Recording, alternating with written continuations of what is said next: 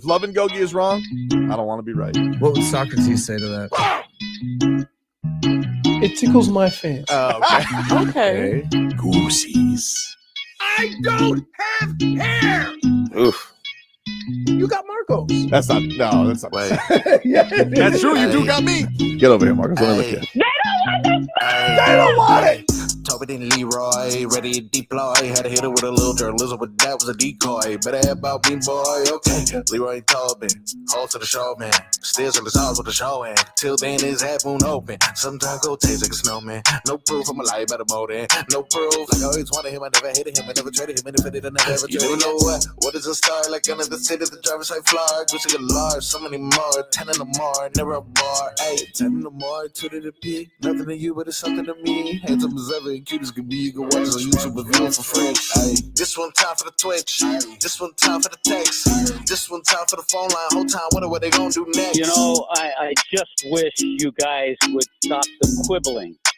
Morning, everybody. Tobin and Leroy here with you, 560 WQAM. Hello, Leroy. What's up? How are you? It would have been better if the U.S. would have pulled that one out, but it was a good game. Good game, eh? Good game. The whole tournament was amazing. Whole game was on edge, back and forth. I didn't think there would be much fighting. There was only one penalty? Yeah. Yeah. Intense moments though. Intense moments didn't boil over too much. I do think Matthew Tkachuk being out halfway through the game probably had a little to do with some of the intensity being taken out of it. Right. And then you got this Marchand who's yickety yakking afterwards. Hey. Shh. Okay. It's just like he's talking. You just want to put your hand over his lips. First of all, barely noticed you. Okay. Second of all, any Boston Bruin. Shh. Any. Shh. Take your dub. Yeah. I mean, like. And by the way, you still needed Sam Bennett to save your ass, Marchand. You know what's weird is that I've seen a lot of sports and a lot of sporting events. I don't think I've ever seen two teams as evenly matched as these two teams. They all had a lot of the same things. It wasn't one style versus the other. They all did things very similar. And they all had a bunch of opportunities. They all had both had two excellent goalies. And it was, it was a good game. Of course, Trevor. Of course. Loves hockey. Hey, Trevor, if you want to come see the Stanley Cup, you don't have to go to Boston, brother. It's down here. So all that rent-free stuff. It's just typical of a Bruin needing a Panther to save their ass. Like, I can't do anything. Oh, Sam, save me. Canada's still driving the bus. No, I mean, did you it was for McDavid to come through with it after yakking the last two games of the Stanley Cup Final? It was good for him. I think he needed that for one of those moments. He obviously. I mean, look, here's the thing that I always am amazed with at sports is you can come through 20 times, only people remember the two you didn't. Yeah, that's right. And what I would say is he's been one of the best players in the NHL, and they play 82 games and playoff games and Olympics and whatever.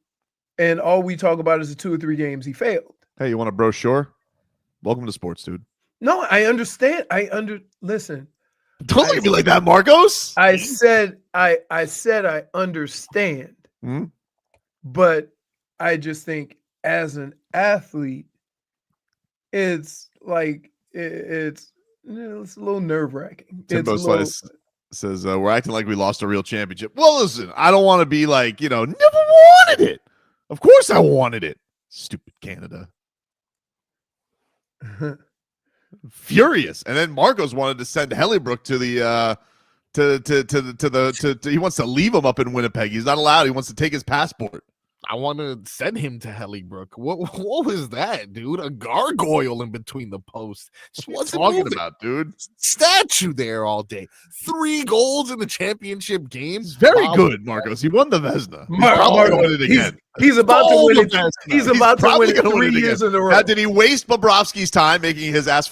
I don't understand why they made last year Bobrovsky fly all the way to the friggin' awards. He should have been able to bathe in champagne last year.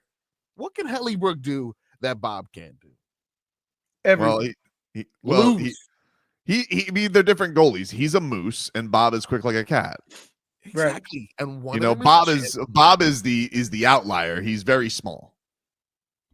He's but skinny. very good. He's very good.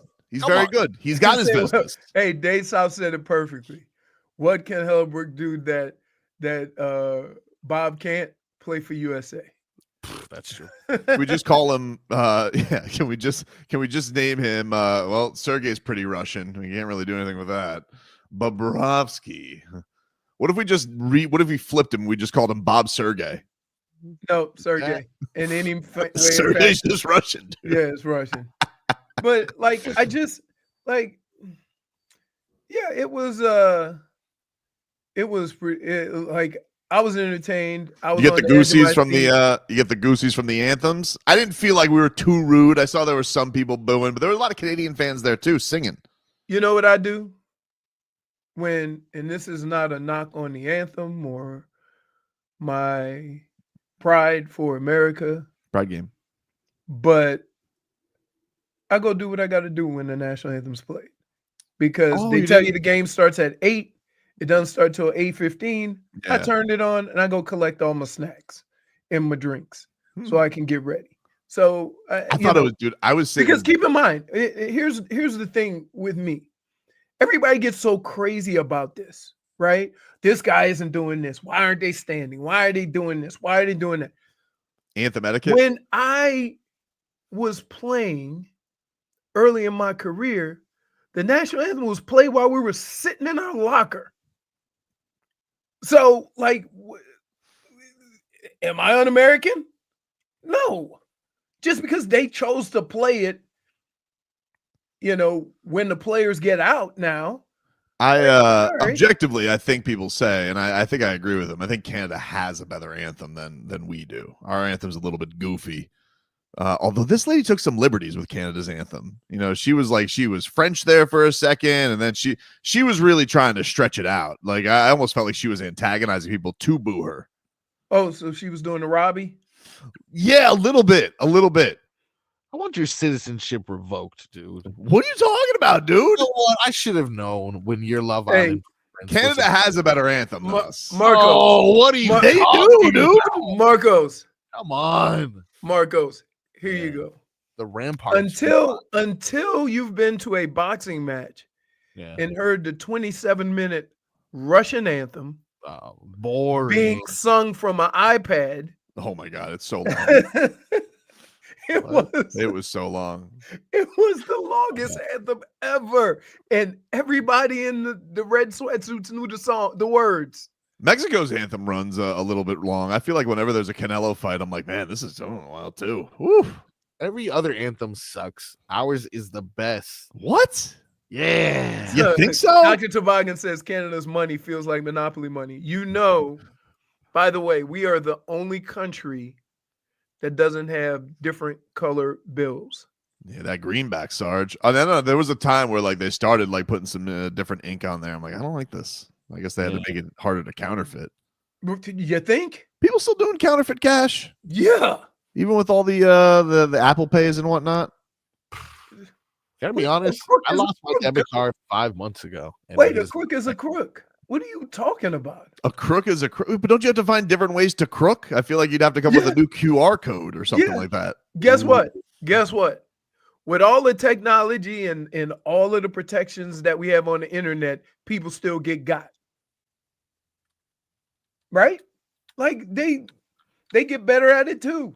So Yeah, do you they- think that you think that Hellebuck goes back to Winnipeg? You think he gets a standing ovation from his own fans? Lose No. it. Oh yeah, he does. Thanks for giving it up, dude. Yeah, thanks. Appreciate I think it. he's going. You know what I would like to do? just like we discussed. I would like to put old big fella like for the Mighty Ducks and put him in net. And he's not so big anymore. Huh? I said he's not so big anymore. Had a rough adulthood. Rough adulthood. Goldberg? Got all that stuff. Yeah, he had a tough one. Jordo says you can't take that country seriously. They call their coins loonies. And Boxing and Leroy, there are hundreds that are blue-faced. Really? are there these days? I don't know. Yeah. The blue hundreds. You guys haven't seen the blue hundreds?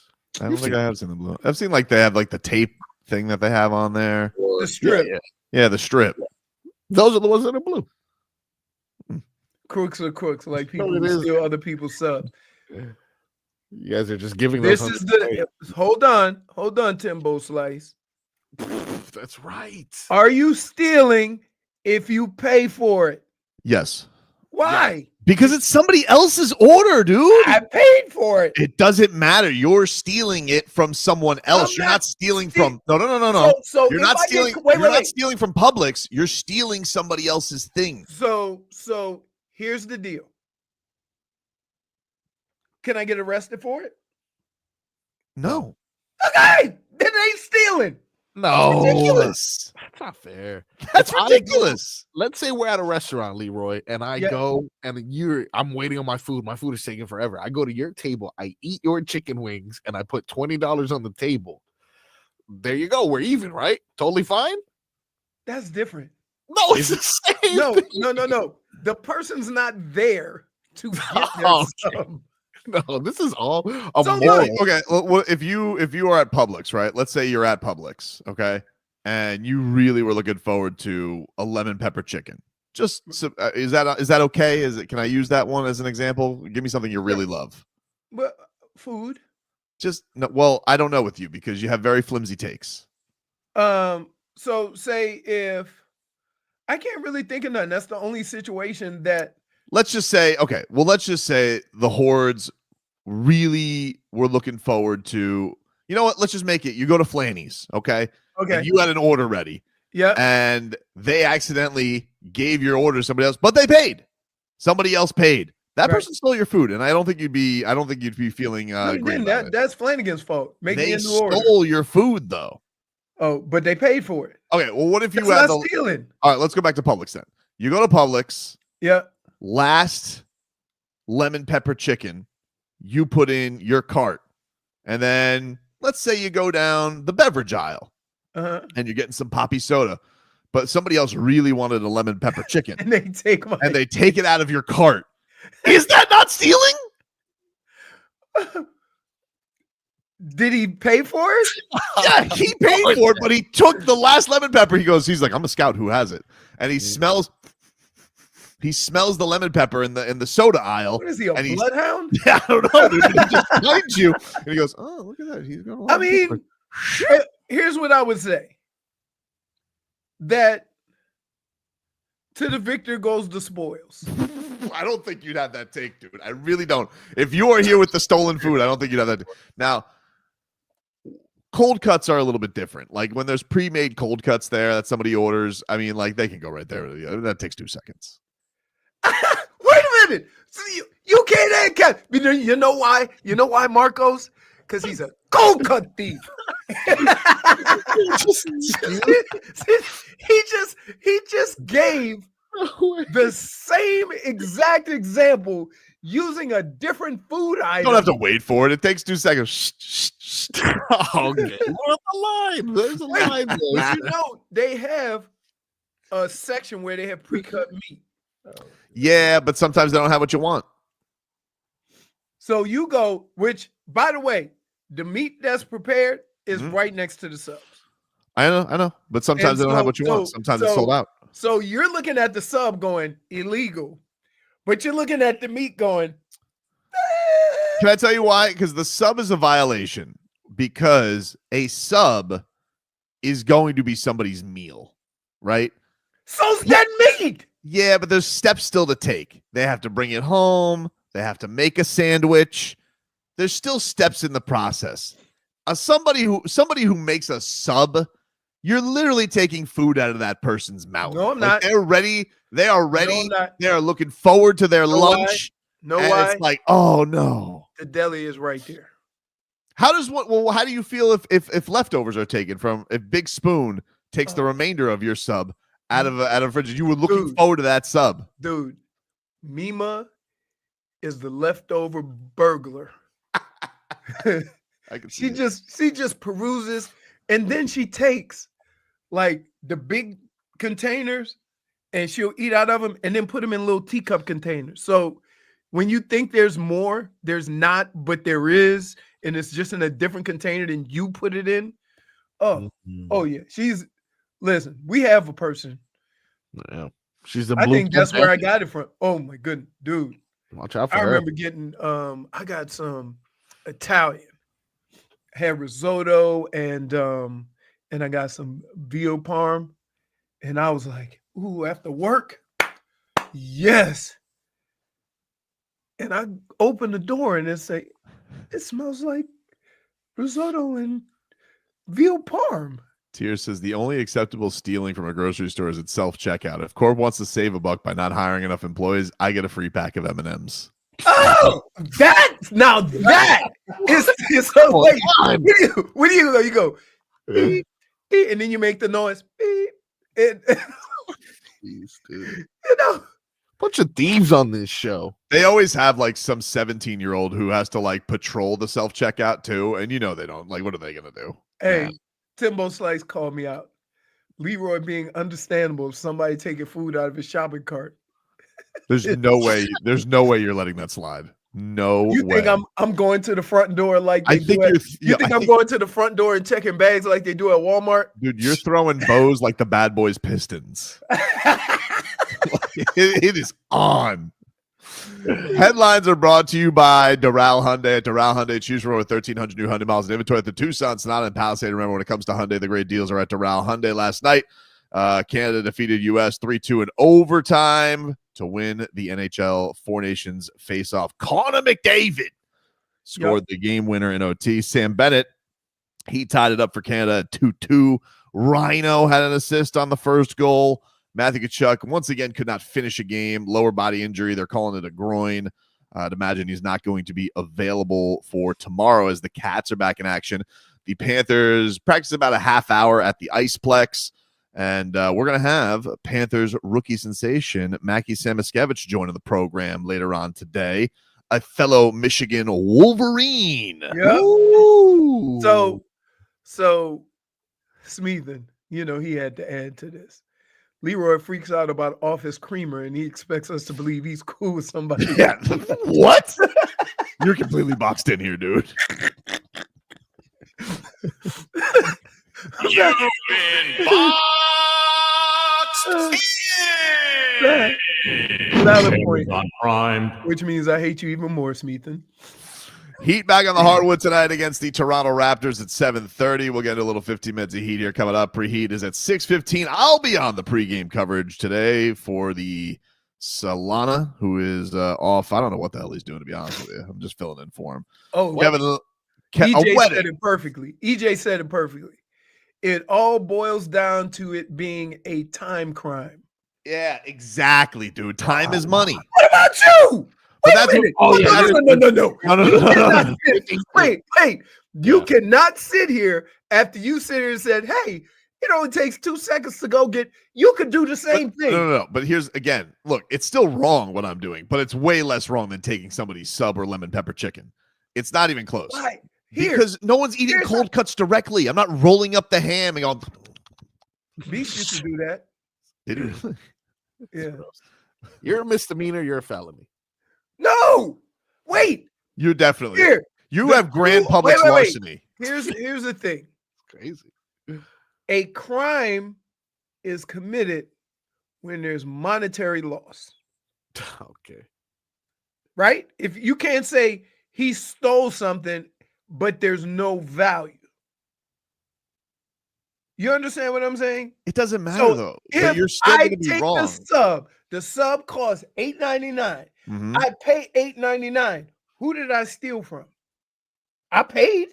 Yeah, but You stole that person's wait. food. I'm not talking to you, you meat thief. Whoa! You. Don't call me a meat thief. Yeah. What do you only steal vegetarian subs? No, you stealing cold cuts, and then you want to sit here and try to give me the breakdown of what is right and what is wrong. Hold on. It's a difference. It's not right. What I'm doing is wrong, but what you're doing is severely wrong. That person is looking for that sub immediately. Yeah. What I'm doing They is have a I'm taking 30-minute lunch. Okay. I could be taking lunchy poo for the week. Like, it's no big deal. They're gonna get that back. No biggie. See, here's the thing people are forgetting. If I ordered some wings, right, and I go to the place and they gave my wings to somebody else, I don't know that other person. They got to make me some more wings. If I go to Flanagan's and they give my order to the wrong person, it's happened before. I've gone home with the wrong food because they gave my food to somebody else. I had to go back and get the right food, right? So we're acting as if I'm standing in front of the person and just deboating a sub. Give me that sub, Terry. I don't feel like waiting, right? No, that person's not there. So they're going to go over. Let me finish. They're going to go over to the little thing. They're going to move you aside from stealing meat, right? And they're going to see their subs not there. And then they're going to go in the back. They're going to go to the counter and say, hey, my sub's not ready. And you did it again. What if you could get an employee yelled at though? Huh? Ooh. Like, The what employee's if? not going to get yelled at. Oh, Hold on. Wait. Time out, dude. The deli- Time out. Hold on. The Hold deli on. sucks anyway. Listen, When Lord. are they going to get yelled at for? Hold on, dude. Lord of the public's time. Okay. I know for a fact if you ordered whatever sub it may be and they say, we'll be right with you, sir, because your sub is missing, all hell is breaking loose because Leroy's sub is not ready when it's supposed to be. No, and then I would say, don't worry. I'll just go grab one. Okay. But So what now, would be the sub that you want? Like, what if it's like a one tuna on sub or something like that? Something Yeah. disgusting. Who? eggplant. When I see people get tuna and they scoop it out of that little pit with the juice, I'm like, what? I'm like, contrary to popular belief, that's not a health lunch. All right, we talked too long about this. We got to take a break. 15 minutes of heat is next. The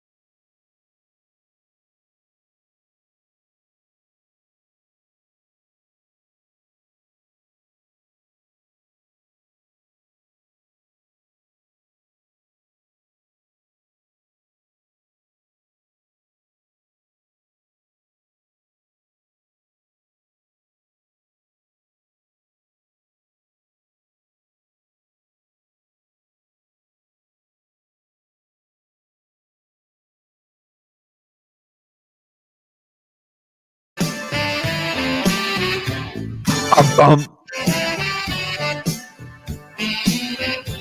15 minutes of heat here for you on 560 WQAM. Tobin and Leroy back with you here.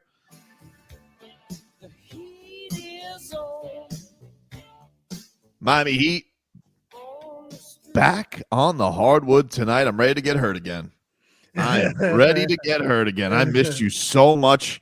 Oh, Heat basketball back tonight, 7:30 against the Toronto Raptors. Preheat begins at 6:15. Tyler Hero is probable with a shoulder injury, but he should be good to go. Brandon Ingram is out tonight.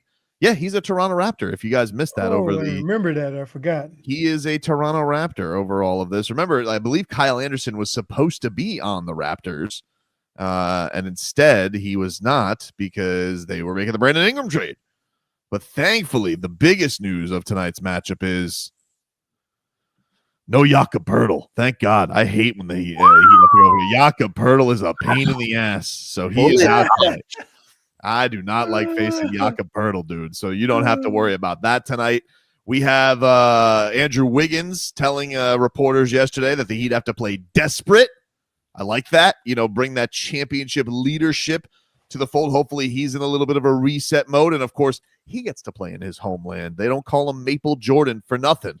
So he gets to play north. I saw Davion Mitchell tweeted out or post on Instagram a photo of the snow there, and how do people do it? I mean, it's Arctic blast all over the country right now, and I'm just like, whew. I'm telling you, when I got to Minnesota, it was in November, and they had a big snow, and I parked the rental. I rented an SUV for the rest of the year.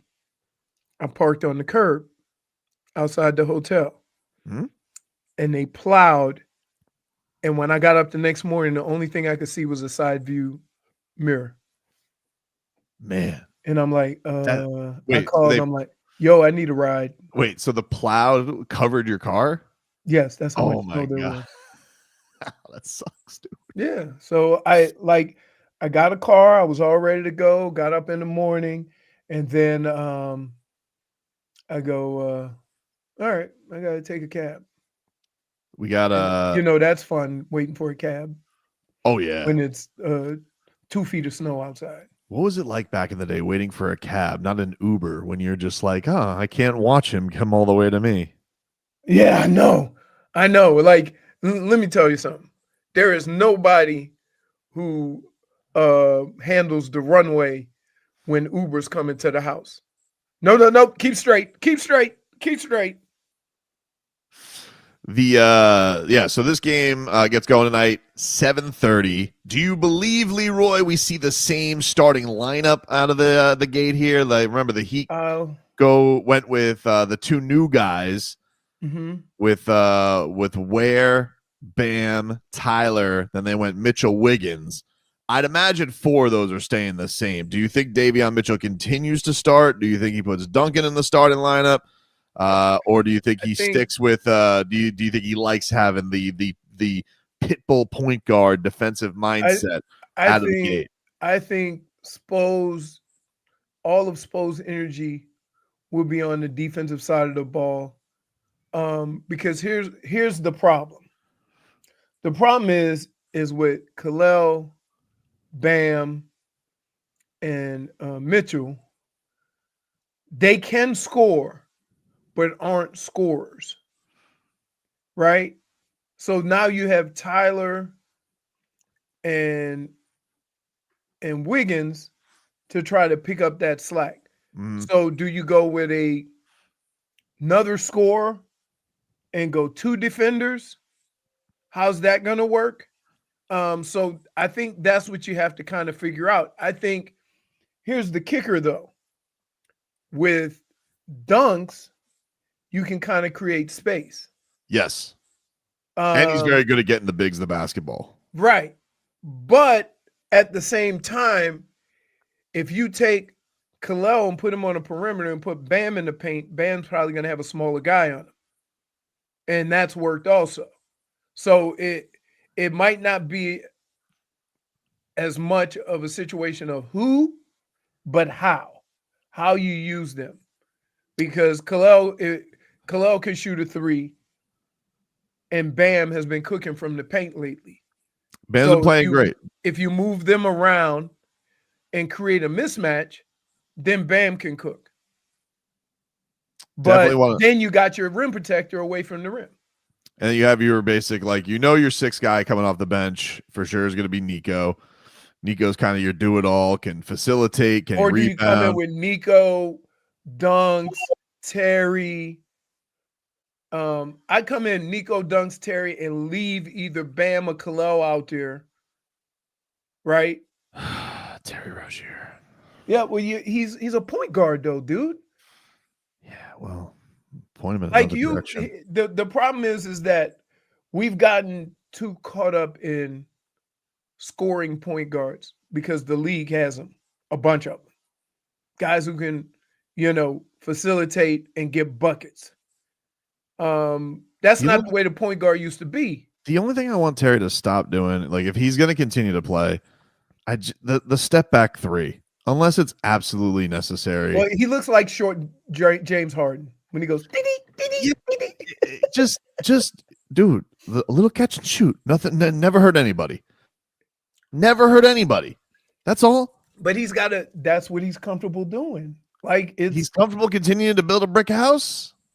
Yeah, man. I don't know. Like maybe the break did him good. Davion Mitchell posted yesterday on Instagram a photo of him defending Nico, and he goes, "You're not playing defense if you're not fouling."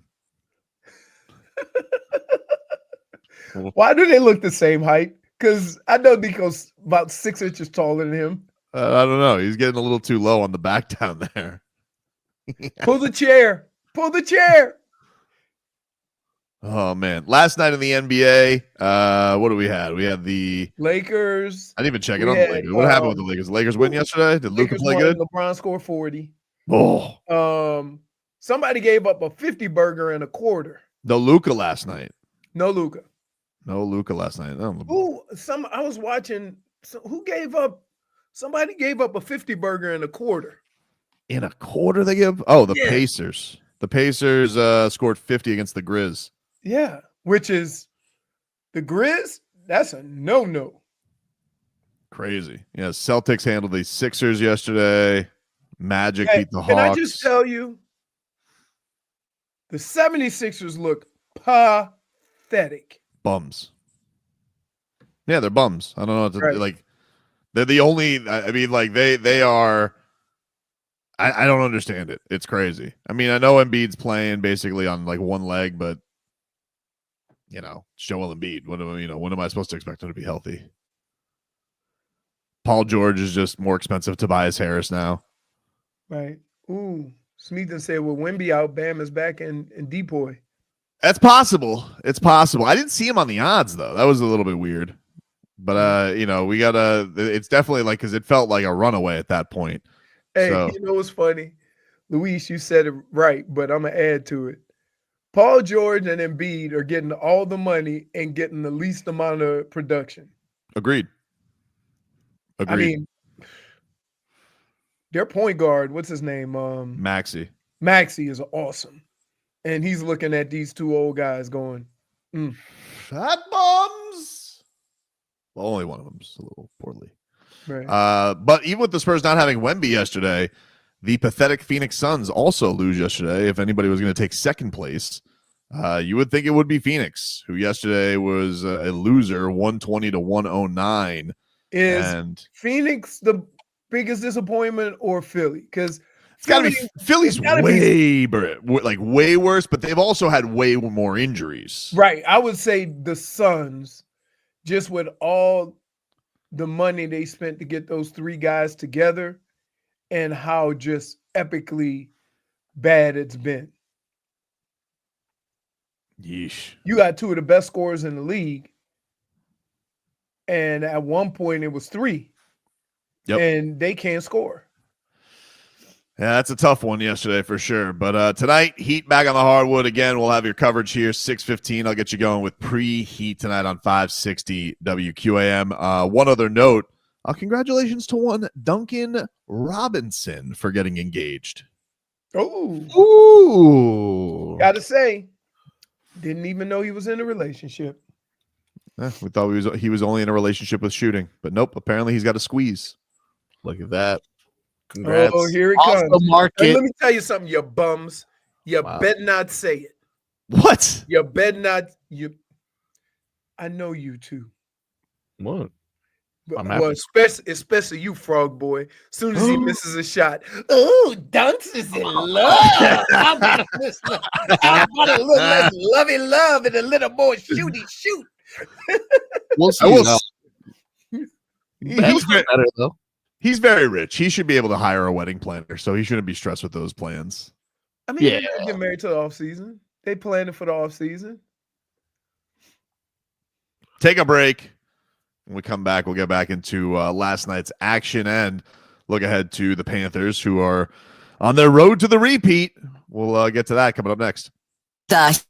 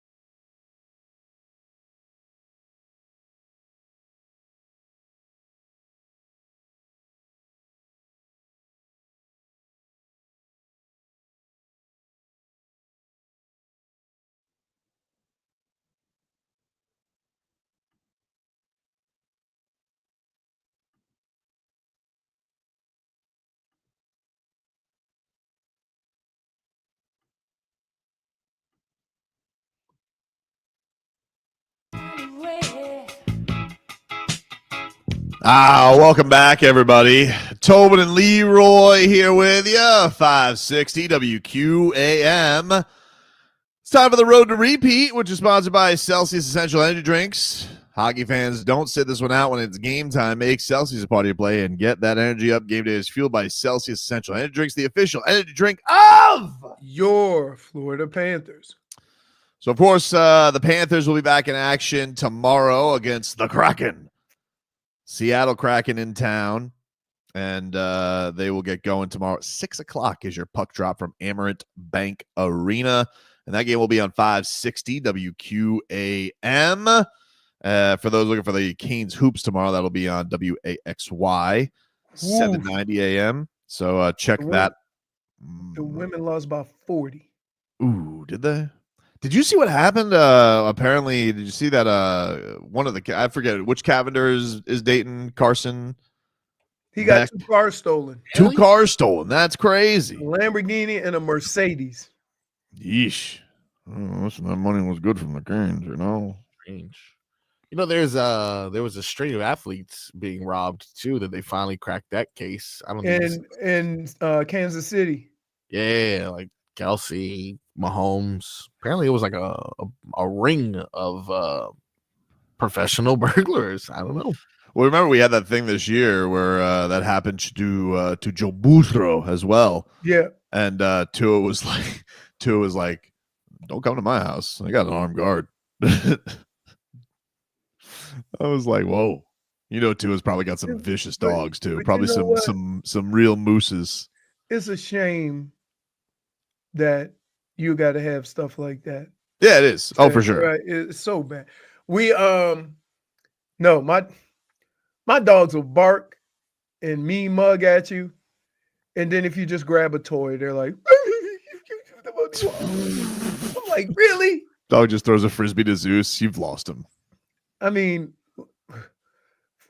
Dre, G.I. Joe'd underneath the garage door when I shut it. Did he really? And a man was walking across the street. And he took off. And I'm like, oh, God.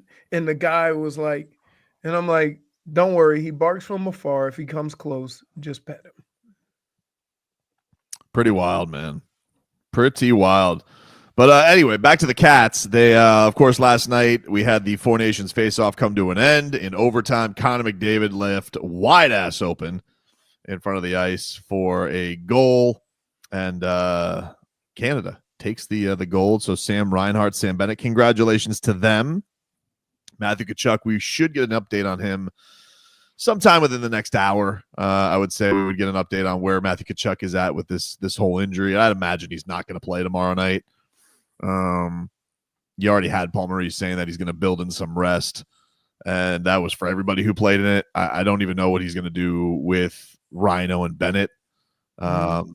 So we'll get Paul's plan on all of that stuff and figure where things are at with the Cats, and we will talk to Panthers young rookie sensation Mackie Samoskevich coming up in the 12 o'clock hour today, as we'll get his thoughts on this rookie campaign where he's put up 8 goals and 9 assists, has had a nice start to his NHL career. After he got some cup of coffees last year. You come up for an espresso every now and then in hockey, but now it's the real deal. Now he's fully engulfed. Grew up with a pond in his backyard, Leroy. His dad made a rink. Well, I guess it wasn't a pond. He made a rink.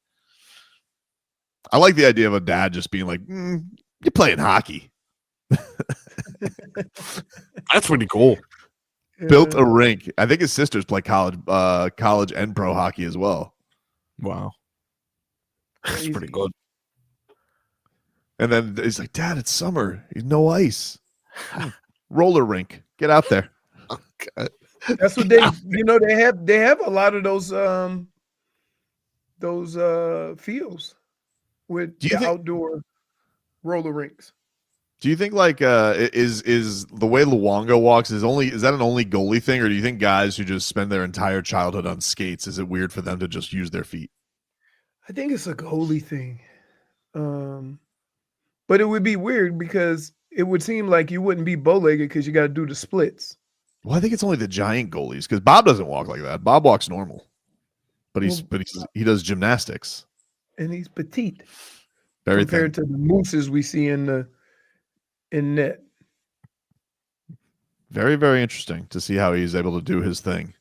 So Unfortunately, are we at the same place we were last year with this team. Now we're just praying for health. That's the only thing we're worried about right now, right? Like, because Kachuk, Right. it's not only that Kachuk's hurt. Kachuk was playing incredible hockey when he got hurt.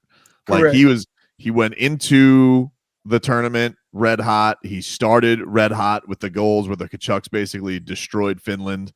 Then got into the fights. Like, yeah, that's the big concern right now. Kachuk just was playing incredible hockey, so they got to figure out what to do there. And obviously, you have a lot of firepower with Sam Reinhart. So I mean, he didn't look like I don't think there's any issues with him. He looked completely healthy.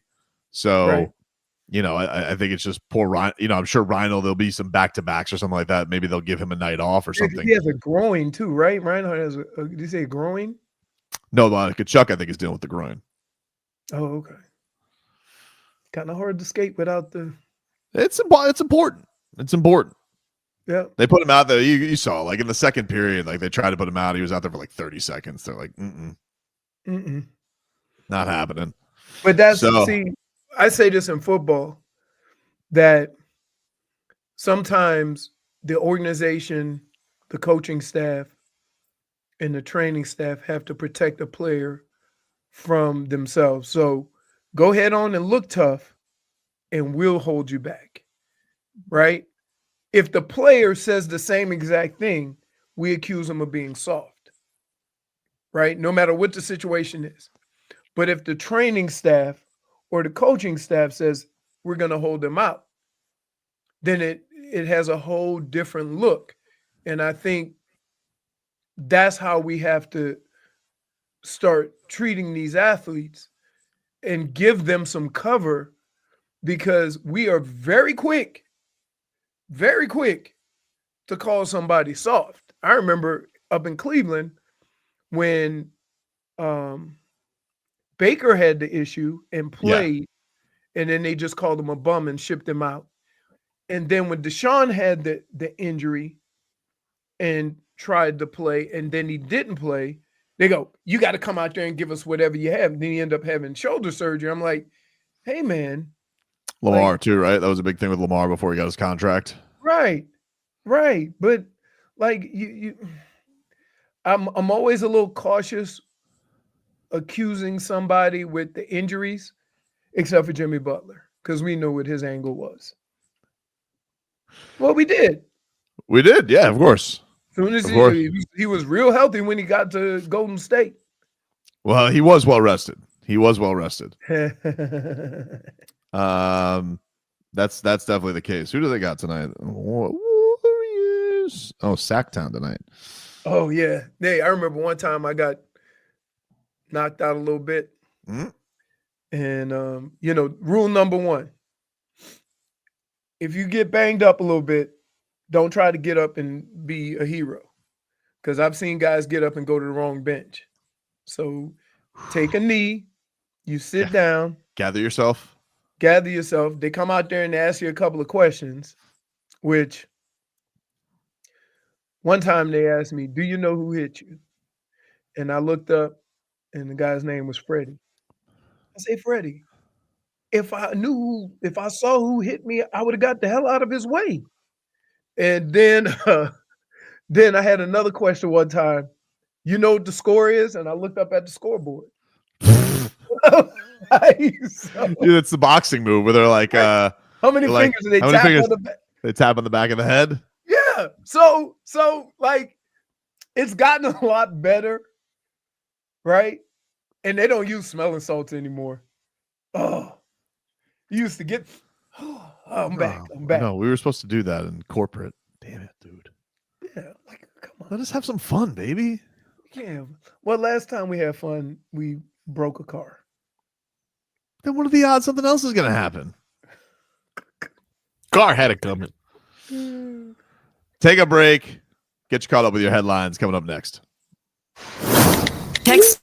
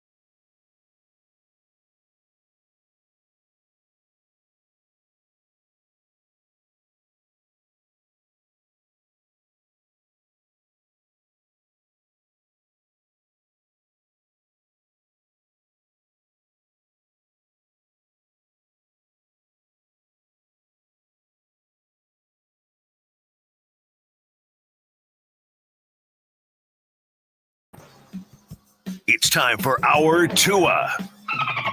It's our Tua. It's our Tua.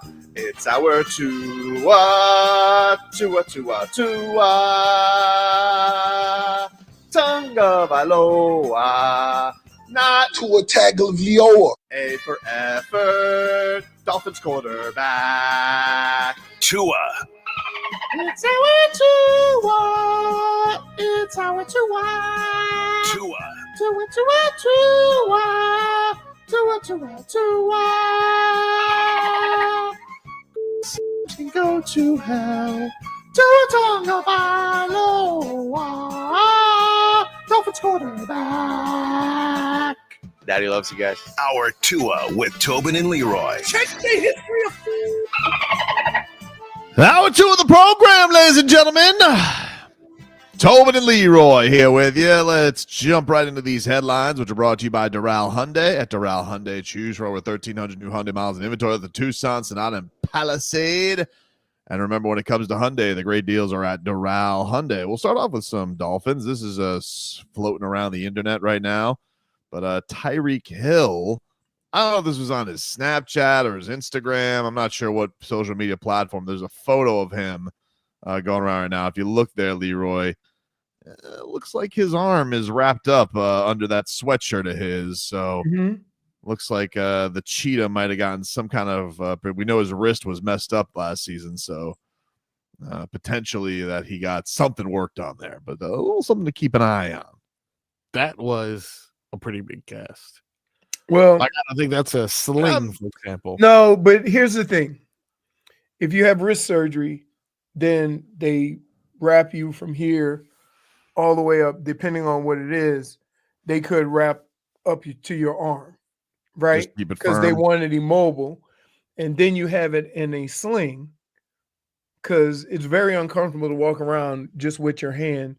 So that's what's everything that's on there. So from that standpoint, that's why it looks bulkier than it actually may be.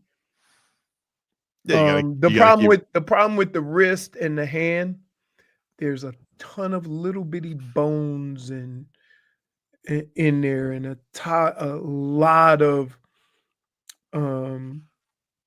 ligaments and stuff like that, because it's a small area.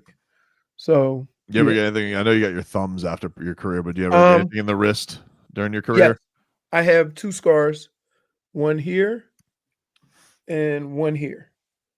I had basically Is that from like falling on turf? it's basically, you hear it, you get this injury a lot in baseball and tennis and sports with that you swing. So you have Hamate. hamate. I had both of them. I broke both of them. And when I did the second one, I knew right away. That's that. I remember Stanton having that one season. Yeah. He's had everything. My goodness. Mostly it has to do with his bubblegum hammies. I saw they're moving Mike Trout to right field. I'm like, that'll fix it. To right field. Yeah, because they always say, oh, you get him out of center field, less running. He's been injured like the last 3 seasons. That means he's working his way up to first base. Yeah, I'm just like, no movement. Yeah, just make him a DH. Like I think that's the way you should probably go. See, I wouldn't like being a DH. Why not, dude? Just sitting around waiting for a bat. I want to be in boppers. the action. Hey, batter, swing. But what if you stunk? Like, what if you stunk at fielding? Then I have to hit better. Yeah. What? You gotta just make up for your errors. You gotta make up for it. I understand. You gotta make up for it. They say he doesn't have a hose like Josh Allen. That was very accurate. That was like Hanley when he was playing shortstop. Be like, but I hit 342. Oh my goodness, he was. And he looked good throwing the ball in the dugout. Tommy. To every ball. I never heard Tommy Hutton so mad ever when he lollygagged after a ball. Oof. Say bubblegum at least sticks to stuff. His hammies are made of silly string. Other headlines, we got the Heat back on the hardwood tonight against the Toronto Raptors at 7:30. Preheat gets going at 6:15.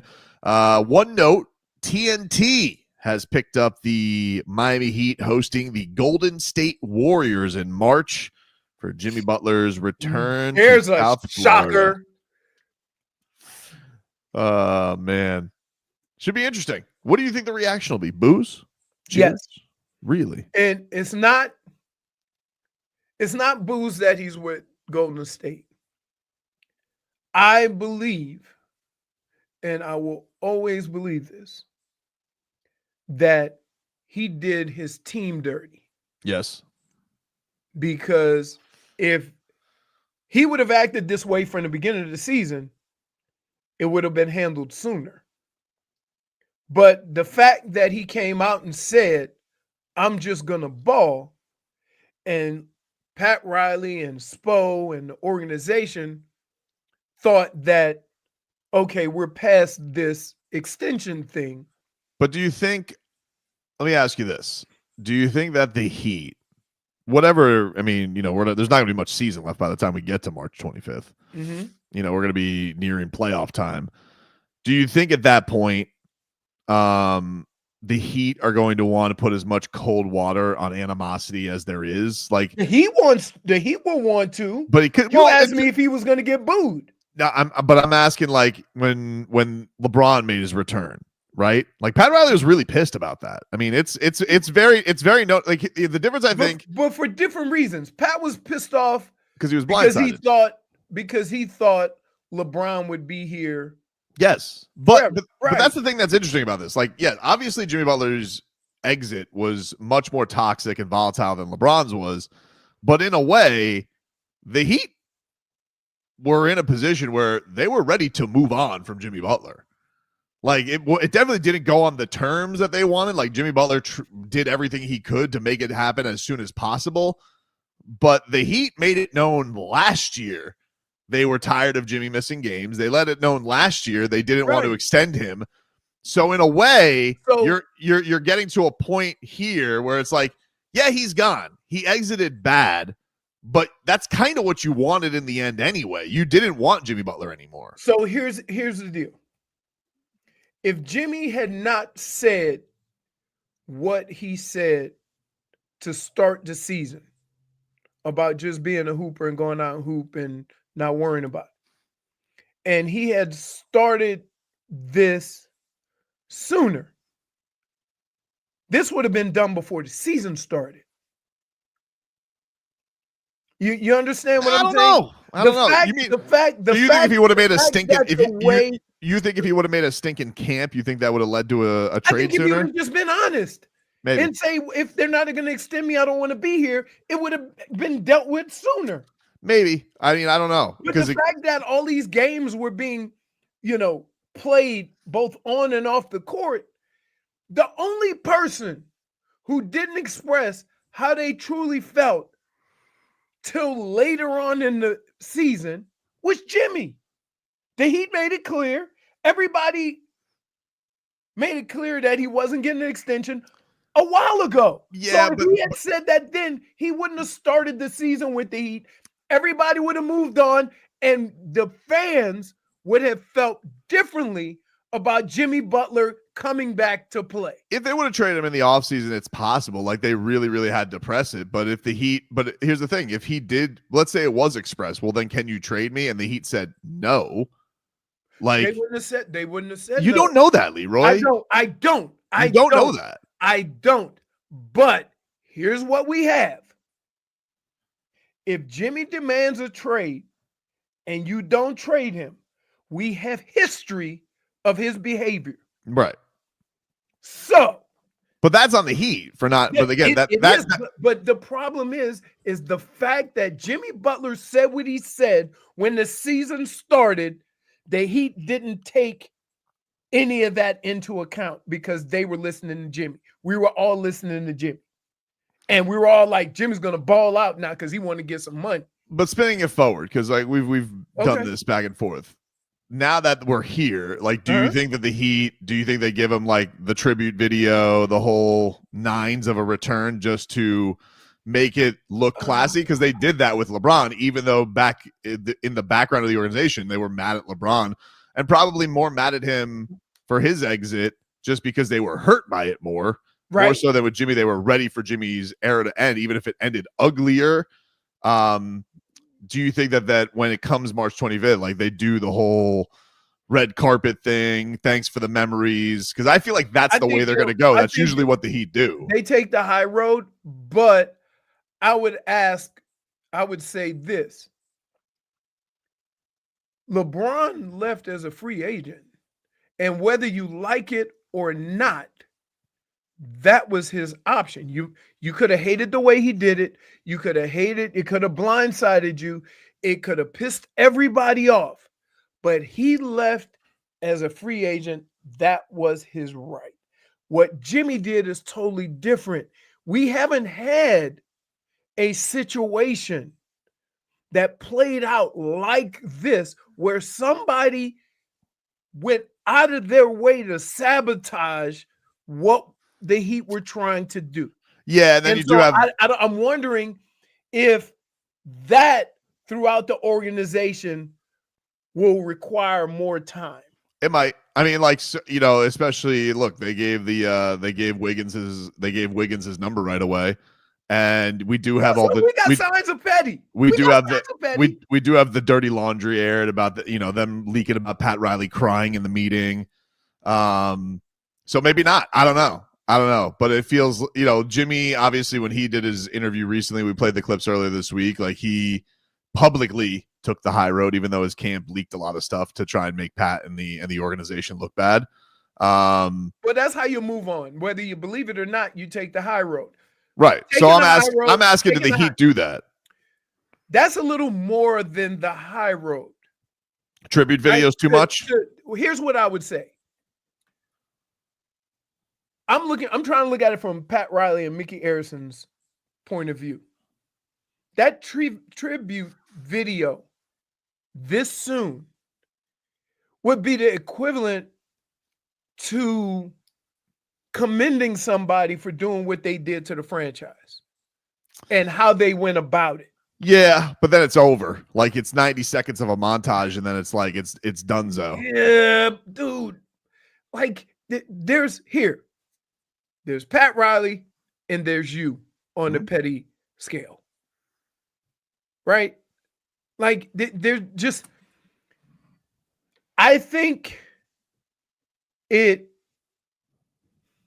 and the difference with LeBron was he brought you 2 championships. Of course, I understand. So even if you didn't like the way he left, the reward of having, but it hurt a lot. Like, the difference is, it hurt more because he was better. More. It caused a friction between Pat and Dwayne that was still lingering in the background, and they still did right by him. I agree. I've said LeBron left, even though I was more mad at that than I am with the Jimmy thing. That catches me. That surprises me with you. But again, it's more upset than a guy leaving free agency than a guy saboteuring the whole organization with his antics. You go back to Dan Gilbert. He having secret meetings at the Rusty Pelican behind Pat Riley's back. 2 championships, 4 straight finals runs. You're playing with Booby Gibson and Mo Williams, and Pat Riley's here. You got your Shabazz Napier out of nowhere. Even though he stunk, he got who you wanted, and all of a sudden, thank you, Pat. You got your tribute. Good for you. Listen, Heat Lifer said it perfectly. Give him a 90-second video of all the games he missed. And then show him at the tennis matches drinking, right? Just a 90-second video of him hobnobbing. Right. So, like, I would say we're comparing this to LeBron. Could have had Pau Gasol, by the way. LeBron. Pau was ready to come, and he was coming on the cheap skis. He was like, would you go play Cleveland shoe commercials? For Dan Gilbert. I would just say that Gilbert to compare a guy who left as a free agent to what Jimmy Butler did is like, yeah, that's two different things. Like, this guy went out of his way to make everybody in the organization as miserable as possible. Maybe to you the just point have, where you had to suspend him and fine him. maybe you just have Goran come to half court and just be like, disappointed in you, brate. Ball up. That's, again, I'm not upset about Jimmy wanting out. I'm upset about the things he said before the season started that kind of eased everybody's mind, only to do the same things, right? That's the part that Worse. I've always talked about that threw me off. And I think that's what probably caught a lot of people off guard with in the organization, is that, oh, he's doing this. With LeBron, it's kind of arrogance on the part of the organization to think that a free agent can't leave. It is, but it's kind of like that's the thing, and that I do think that he get that their arrogance. I think arrogance and hubris from the organization has definitely been catching up with them in spots for sure, because I think there's parts of them that thought, oh, D Wade, he'll never leave.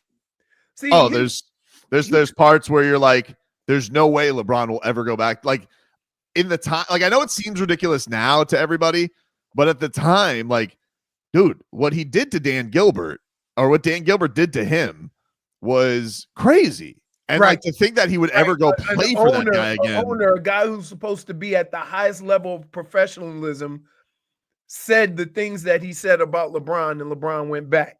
And don't forget and look, LeBron played it beautifully because he kept signing 1-year deals and basically threatening to leave him every single year. Right. He ripped the trophy from him with like a little boy when he finally won in 2016. So I think that to me,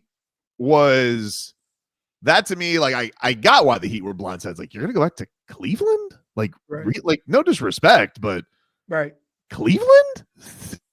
And he kind of covered his butt with that, because he said, I'm going back to get the fans, and he never mentioned the owner.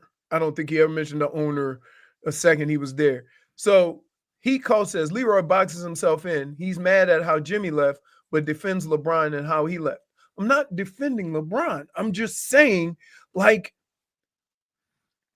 he left as a free agent, whether you like it or not. He didn't demand a trade. He didn't sabotage the team trying to get off the team. Look, the facts of it are, free agent. He left as the best player on the planet by a long shot. And that hurt too. And that hurts. That hurts, right? That hurts. Right. Jimmy Butler, like, I still think Jimmy Butler can have another run in him. I really do. But he's not the best player in the world. And there are questions. Like, you could definitely see, like, LeBron, what did he leave at 28 years old, 29? Right. I mean, that's the hardest thing. And again, I understand sports and I understand the finances of it. You got to get your money and get it however you can. Okay. But then I hear, when you talk about the relationships you have with your teammates, right? I don't care if you don't like the organization. I don't care if you don't like Pat Riley. I don't care if you don't like Spo. But the relationships that you make in that locker room just seems like it would be really hard for me to act that way with guys I've been with, going at it with, for that many years. LeBron's so lucky Chris Bosh got blood clots, dude. We would have kicked his ass. Goran Dragic, Chris Bosh, Dwayne Wade, and Luol Deng. Dude had a cakewalk, had to beat nobody but Raptors the entire way. Lucky LeBron, dude. Take a break. Back after this. The heat is on.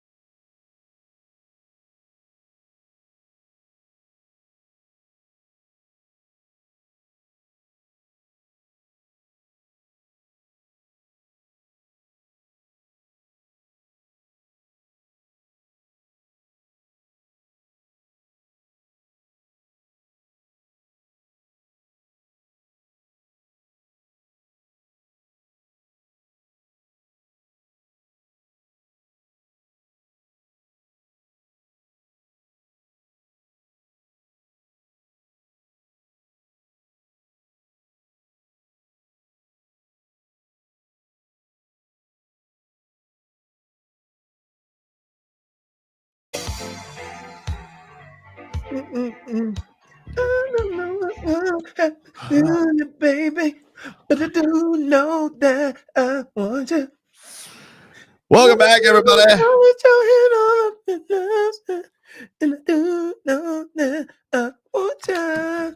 The Renaissance Festival is back in South Florida.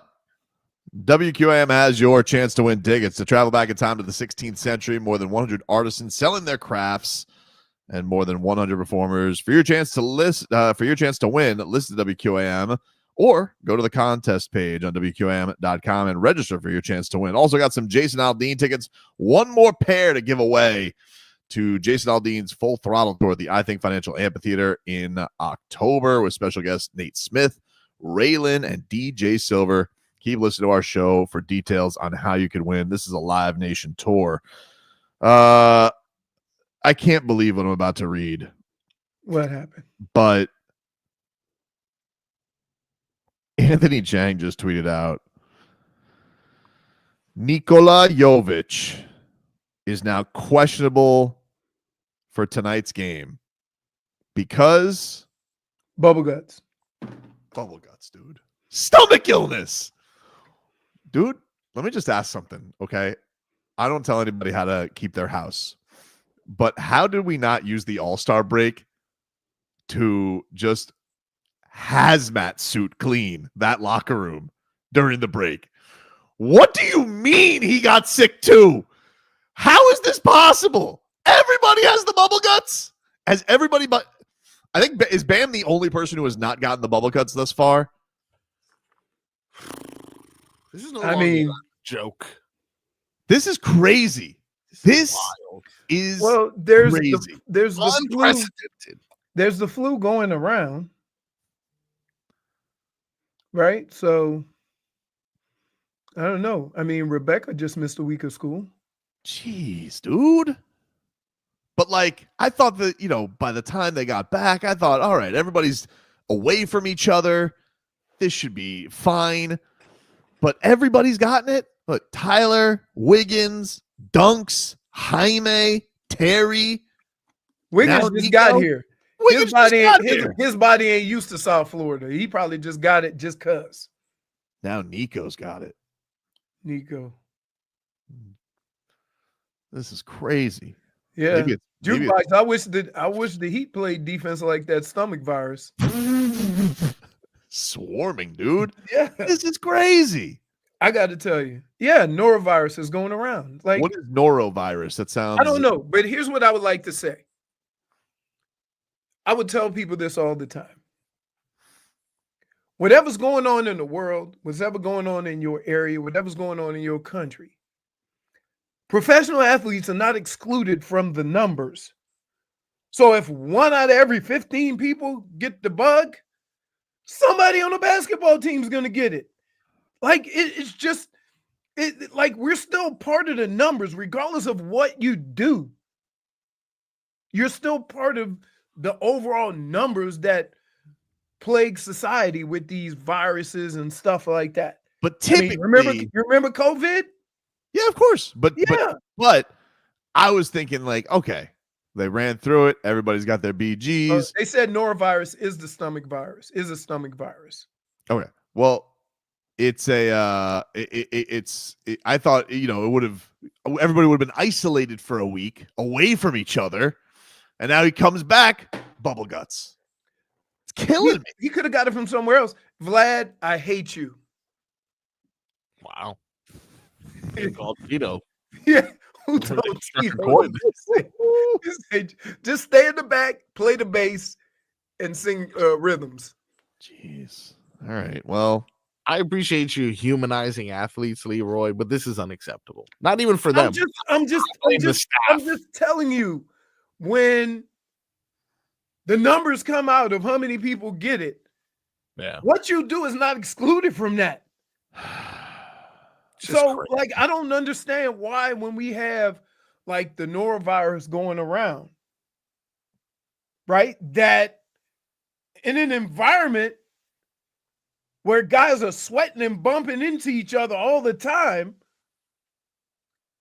that you wouldn't think that they would be more inclined to catch it from one another instead of less inclined. No, very clearly, it's run through the locker room.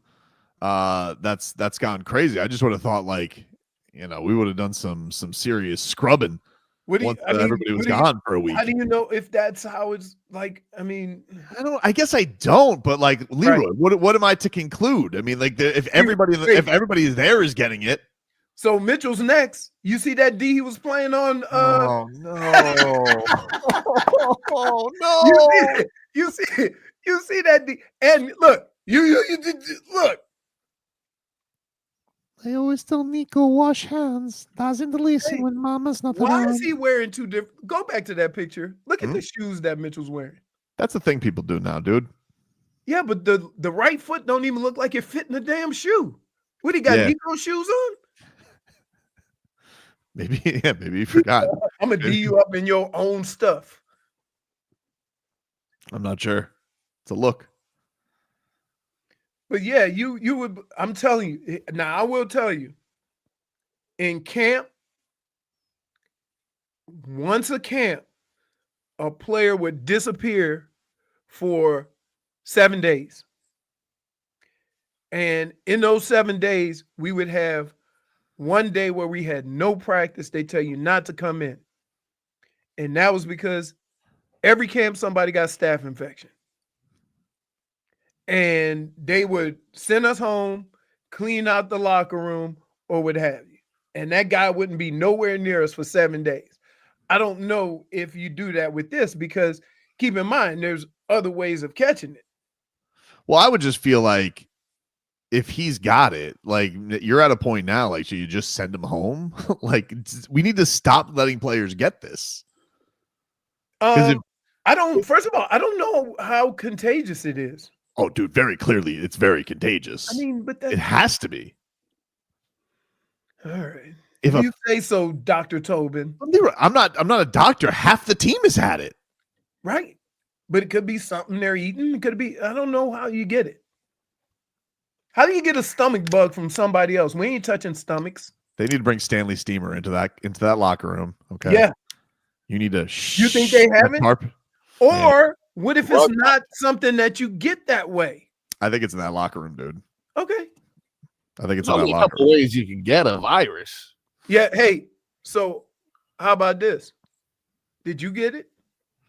I didn't, but you were in the locker room. I was only in once this past month. Nah, he kind of got it. I remember. I didn't get it. I haven't had the bubble guts in a long time. You were late for a couple breaks. That's unlike you.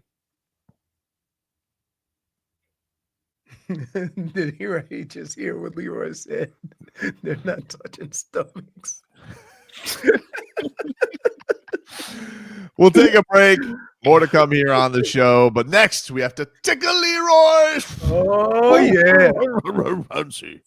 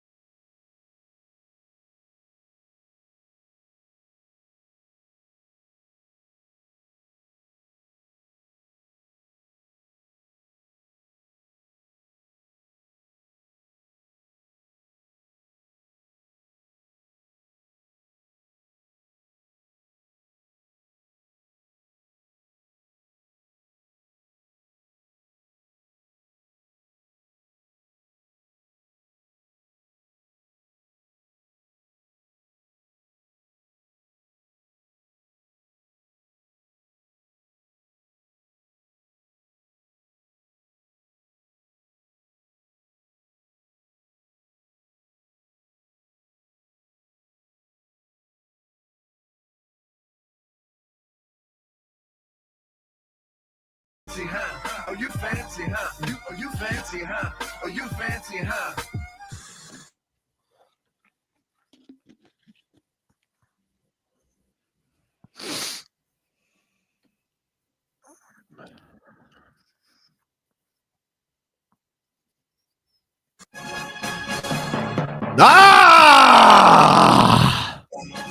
It is time, ladies and gentlemen, to Tickle Leroy's Fancy. My fancy is tickled. We will go over the weekend slate and see what interests Leroy Horde. Yep.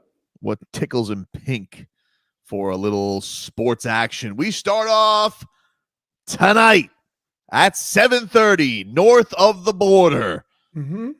The Miami Heat, Leroy, take on the Toronto Raptors. Miami Heat in the midst of a 4-game losing streak off the All-Star break. Does this game tickle your fancy? Yeah, I want to see where they go, how they Fancy is tickled. incorporate the two new guys, how they use Bam and Kalel and Jovic, and I just want to see it starting to come together because now is that time. I'm excited for it. It's back tonight, although now I have to monitor whether or not Nico's going to be able to go with the BGs. We got that to look out for. Leroy, tomorrow afternoon, the Miami Marlins open up spring training action against the St. Louis Cardinals in Grapefruit League play. 1:10 first pitch from Jupiter, Florida. Volante Beozo is starting for the Fish. Does that game tickle your fancy? No. Okay. Well, Fancy not tickled. Give me a Sandy. Let me know when Sandy's pitching. That's the only thing I have to look forward to. Dade South says Tobin wants to destroy an asteroid with shotguns today. Leroy's talking about touching stomachs. Y'all are on a heater. Bunch of meat thieves. Hey, Cody wants to know, is Ingram playing? He is not playing tonight. Ingram is out. No Brandon Ingram. No Jocker. No Brandon Ingram. And no Jakob Pertl. He is the original Wemby. He's very skinny. He is very skinny. We do wish Wemby a speedy recovery. That is very that was rough news to get yesterday that he's out for the season. Especially in the shoulder. Although it is interesting, imagine Brandon Ingram. Brandon Ingram did have this in his, I guess, arm or shoulder and was fine. He did not have a Chris Bosh situation where it recurred and he had to go on, because the hope is you're on this for 6 months, your medicine, and then it's gone. No worries. Right. With Bosh, it just recurred. So then they thought that he had to be on it forever, which obviously you can't play basketball because you can't stop bleeding. So that's the concern of it all. So wishing Wemby a speedy recovery this offseason. Hey, RVA Richie says, I've lost 10 IQ points listening to the show. Keep listening. We'll get that number to about 20 or 30. Leroy tomorrow. The Pinks. Inter Miami opens up regular season play at home against the New York Red Bulls. Tickle your fancy? Yeah, they should do really well because it's going to be like 70 degrees warmer. Oh, they got to be happy. You need to tell me that super cold game that Messi played in was I messed up. I'm sorry. New York City FC, the other New York team. Wow. Basically the soccer Mets. I apologize. So they played in Kansas City. That wasn't even a regular season That game. was a preseason No, game? that was a CONCACAF game. It was like for a tournament. I can't keep That's the thing that drives me crazy with soccer, that you could play 5 games in a row. 3 of your players will go play international for their country, and then you'll play 2 games from another tournament from either North America or what have you. I was having this discussion on whatever it was, Wednesday, when the game was going on with our boy Martin. Martin loves soccer. He's obviously a diehard Messi fan. Mm-hmm. And he keeps arguing with me because I'm like, dude, this is too complex for my silly American mind. I don't get it. And he goes, no. And legitimately, this was his response. It's easy to follow. He sent me 3 paragraphs of a text. This is the bracket. This is what it means. This is what the scoring is. I'm like, you If realize it's you're 3 making, paragraphs, that's like, complicated. you realize you're making my point for me, dude. See, we're used to football. Wild card, divisional, championship, Super Bowl. Right. Regular season or whatever. You don't take breaks to play. Like, it would be like if they took a break and played against a CFL team in the middle of the season. It's infuriating. It's infuriating. But I'm gonna try. I'm trying. My son loves soccer now. You know, I want to take him to go see the Pinks. So I'm gonna try. NHL just did Four Nations, but understand they did it during the break. Like the Panthers didn't play the Four Nations. Right. In soccer, you'll play 3 league games, then a CONCACAF game, then 3 league games, then some of your players will go play an international game, then 3 league games. And then they're like, it's really easy. It's you have these regular season games are Saturday, Sunday. Tournament games are Monday, Tuesday, every 4th Wednesday. I'm like, what? Like, what do you mean, dude? I can't keep up. Then, to make matters worse, you're playing against the same teams you're playing the league with. Very confused. I'm trying. Anyway, they get going 7:30 tomorrow. Does that game tickle your fancy? Yeah, I want to give them a little looky loo. I want to. I mean, they pulled the old Panthers President's Cup thing last year. So I want to see how that gets better. Leroy tomorrow night in the Octagon. Henry Cejudo takes on Song Yadong in the main event at UFC Seattle. Problem? Oh, who cares? I'm not turning on the TV to see some young dong. Oh, it's not. Oh, that's not his name. What is it? Sorry, what are we looking at? His name? What are we looking What is it? Song Yadong? Son, Yadong. No, it's song. Like it's like Song Song Yadong. Yadong. He's very good. He's a good fighter. Nope. Why, dude? Fancy not tickled. Nope. Mm-mm.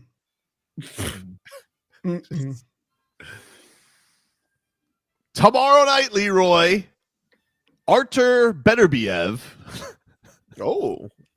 takes on Dmitry Bivol for the undisputed light heavyweight championship in boxing. Of course, our boy David Benavidez heading over to Saudi Arabia for this one, hoping to get the winner of this fight. Does this fight tickle your fancy? Yeah, this division is like in the playoff phase right now, right? Like they are really starting to get to where everybody's fighting everybody. And I love when the division is like, even though they're a little small, I really like when they start fighting for stuff. So the elimination fights, the winner gets a title fight. Yeah, this stuff interests me. By the way, our boy Xander Zayas, who got the win last week, looks like our little friend is all grows up, because it looks like he's getting a title shot this summer. So my question is without the ability to knock people out, right? Mm-hmm. When you start fighting guys who can knock you out, does that become more dangerous for the guy who can't? Because here's the thing, though, like it's not like he's a dink and dunker, you know, like there's very few guys. I was explaining. He works. There's very few guys out there, I think, that are one hitter quitters anymore. I think like Gervonta Davis and Deontay Wilder are like the only guys where you're like, if you make a mistake, your night is over. Right. Like there's not a lot of guys now are war of attrition, best of, and to probably a guy that he probably idolizes, who was like that a couple weight classes down, was Miguel Cotto. Right. Canelo's like that. Canelo's not a one-punch knock you out type of guy. And the guy he's probably going to fight is Sebastian Fendora, who's, these guys are going to probably throw a gazillion punches amongst each other. Right. That's and whoever can withstand the punishment or make the other miss is going to probably win. So I still find him to be a very, I think it's kind of like one of these things where he's 22 years old. He still has knocked out the majority of his opponents. Right. I think it's kind of, they were nitpicking at him a little bit. Tim Bradley needs to take a seat. He is very critical of all fighters, isn't he? A little bit. Yeah. Like it's like a little bit for a guy who I think is a decent analyst. He misses Andre Ward. I missed when it was him, Ward, and Tessitore. Because Ward would kind of hold him back a little bit. Hold him back, right. So wait a minute. So is Ward coming back? No. He's just not doing that. He's he's doing like sit down interviews for All the Smoke, I think is what his gig is right now. Okay. But he manages a lot of fighters too. He like Shakur Stevenson's like his guy. Mm-hmm. So anyway, looking forward to that coming up this summer. Nothing was better than the guy boxing in jeans and Timberlands. Steve Bolton, yeah, that was great. That was great. Well, and that was another. Benavidez is not a knock you out with one punch type of guy. He's right. Will hit you with a bunch of punches and try and get the fight stopped. So, there's not a lot of guys I'd go to right now. I mean, in a way, but like these are low weight class. Like in a way, is a guy who will like knock you and send you to the moon.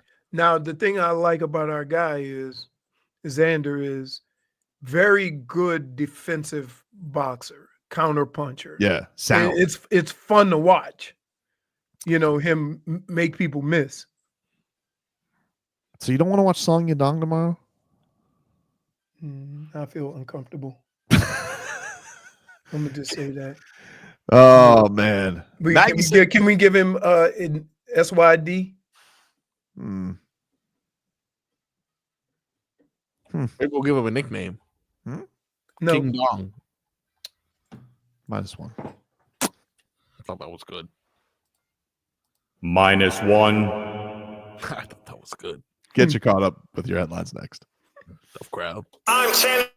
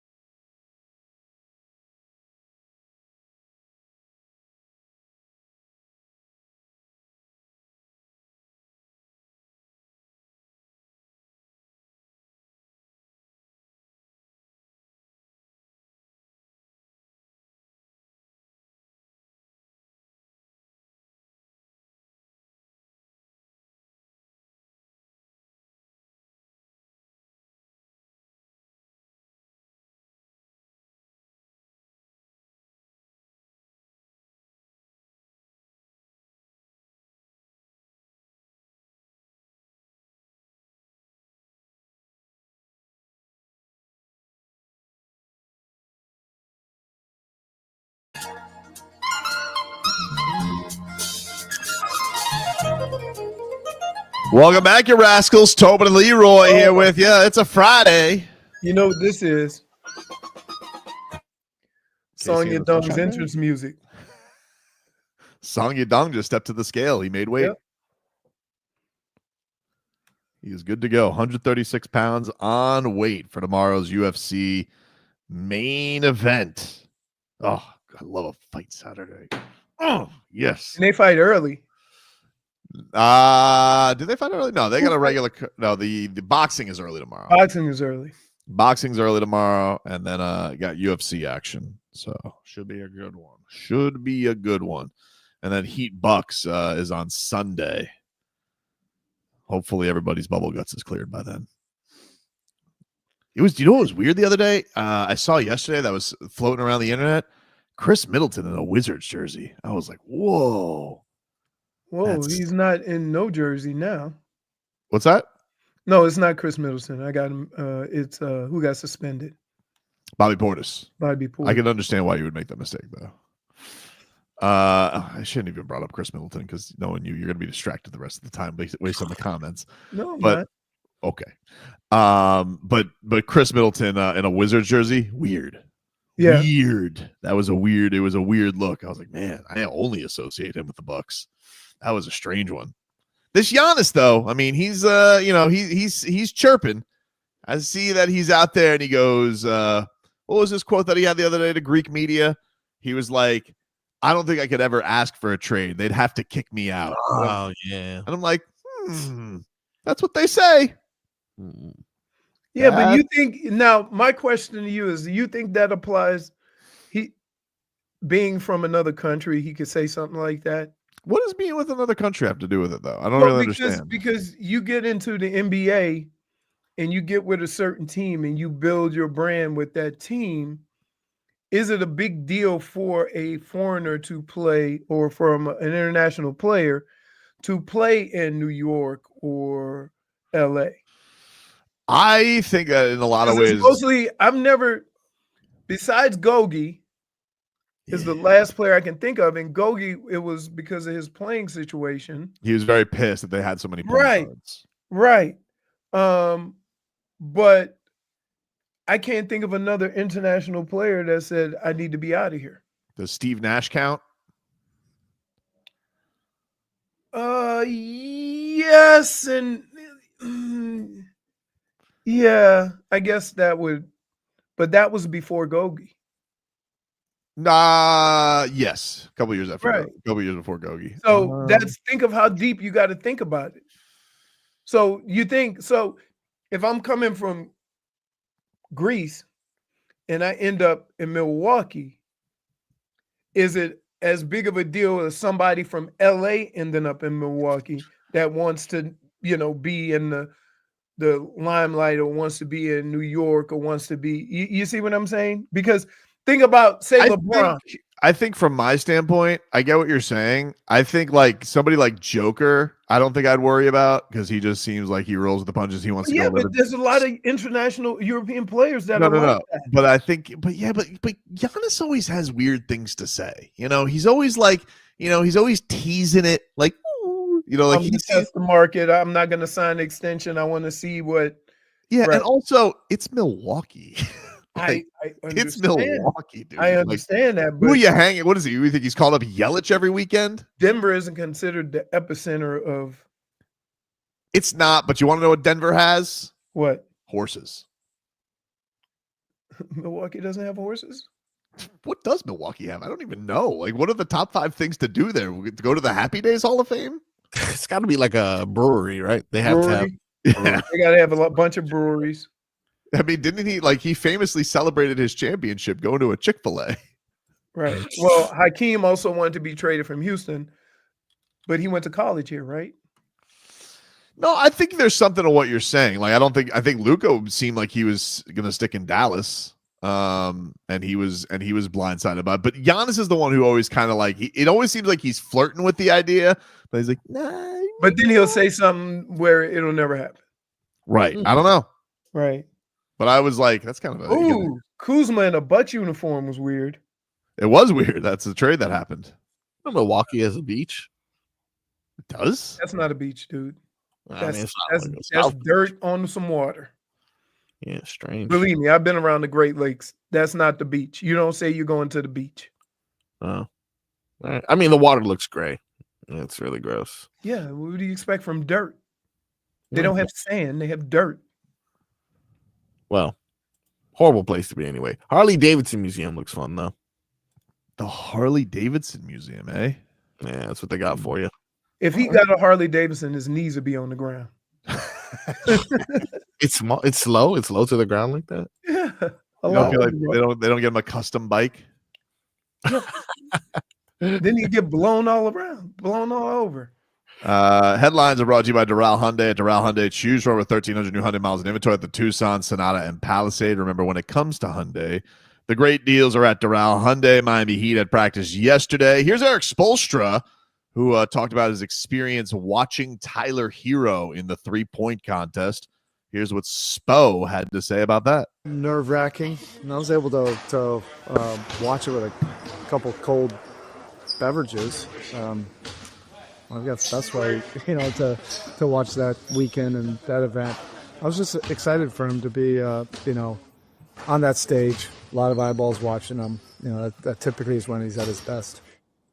You think Spo was throwing back a couple brewskis, and he goes, "What is this? What is this McClung fella doing?" He's a jumper. That's it. Not a hooper, a jumper. Here was Erik Spoelstra on the new guys joining the squad, and says they're hopefully ready to help them make a little push. Very well.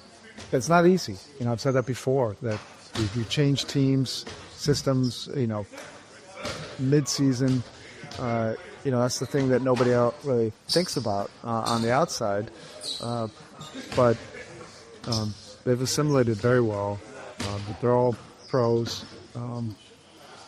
They've been in different systems before, so they've been able to fast track.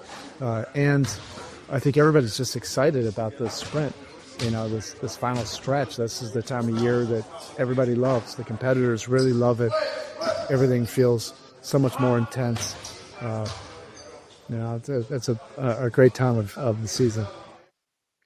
All right. Hopefully they can get it going. Andrew Wiggins, of course, proud Canadian, tweeted last night after Canada beat the U.S. Congratulations with a Canadian flag. He's out of here next year. Dude. What do you mean, dude? He can't be proud of his country? No. Why not? I'm still in pain.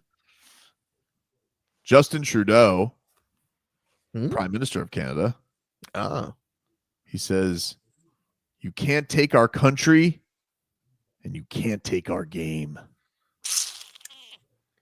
Look at that. How about that? I mean, he needed the Four Nations to say that because they ain't won a Stanley Cup in forever. Well, that's true. I mean, he's probably tired of he is probably tired of us going out. I mean, they really would have been down bad if we took this too. Right. I would like one of the Kachucks to respond, "We can't take your game, but we got your nose." We got to figure out a way to get this Brady Kachuk on our team too. I want all Kachucks. We need him. How is Bill Zito gonna bend the rules? Let's figure this puppy out, huh?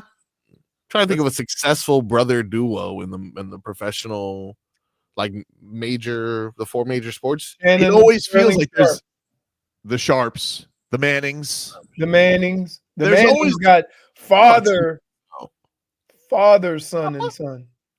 Yeah, I mean Griffey's is the first one that I think of. Griffey's, but Bonds work together. Like the Lopez brothers, I think potentially were on the same team. There's usually the way it usually works in basketball is there's a talented brother and there's a brother who brings the intangibles. However, Caleb has had more success than his brother, and his brother was highly regarded coming out. Very true. Very true. Very true. And they were both horny, right? They were both horny? Okay. They were both Hornets. The holidays. The holidays. There's three holiday brothers, but we know who the best one is. There's one who's head and shoulders above. Yeah, but I'm talking about really successful and together. together is a big part because the Probably Mannings the were Watts. I would say the Watts are probably the They best. didn't play together though. They didn't Yeah. play together, but the Watts are probably the best. Yep, both two of them won Defensive Player of the Year. Oh yeah, I'm not talking about that fullback Watt. The Wisconsin. I'm not talking about TJ. Oh, you counting the balls? You mean fullback? Cooper Manning? Yeah, Yeah, balls are pretty good. The Ball brothers. Yeah, the Ball brothers count, but I would say LeVar Ball had to get a foot amputated. I saw that. That sucks. That's the same thing. By the way, that was the same stuff they were talking about with Dion. Jeez. Something tells me that you don't want something tells me Morris twins. Something tells me with LeVar Ball, amputated foot's not going to shut him up. No way. They didn't amputate his vocal cords. I mean, and now Jello has a #1 song. Oh, Vince Carter and T-Mac are cousins. How do you feel? Can I ask a question though, Leroy? How does Super Drake fan feel? So we're taking on the Raptors tonight. How does Super Drake fan feel that LiAngelo Ball has a bigger song than Drake does this entire calendar year? Okay, hold on. Let's not get crazy now. Hold up. Go ahead. All right. It's a joke. It's a look how bad this guy is. It's ironically good. It's no, dude. I don't think that's how it's working. Oh, baby, because she moved. Remember William Hung? Remember that guy? It's the same thing, dude. It is. They're like, listen to how bad this is, and everyone's like, "Well, I'm kind of brainwashed now."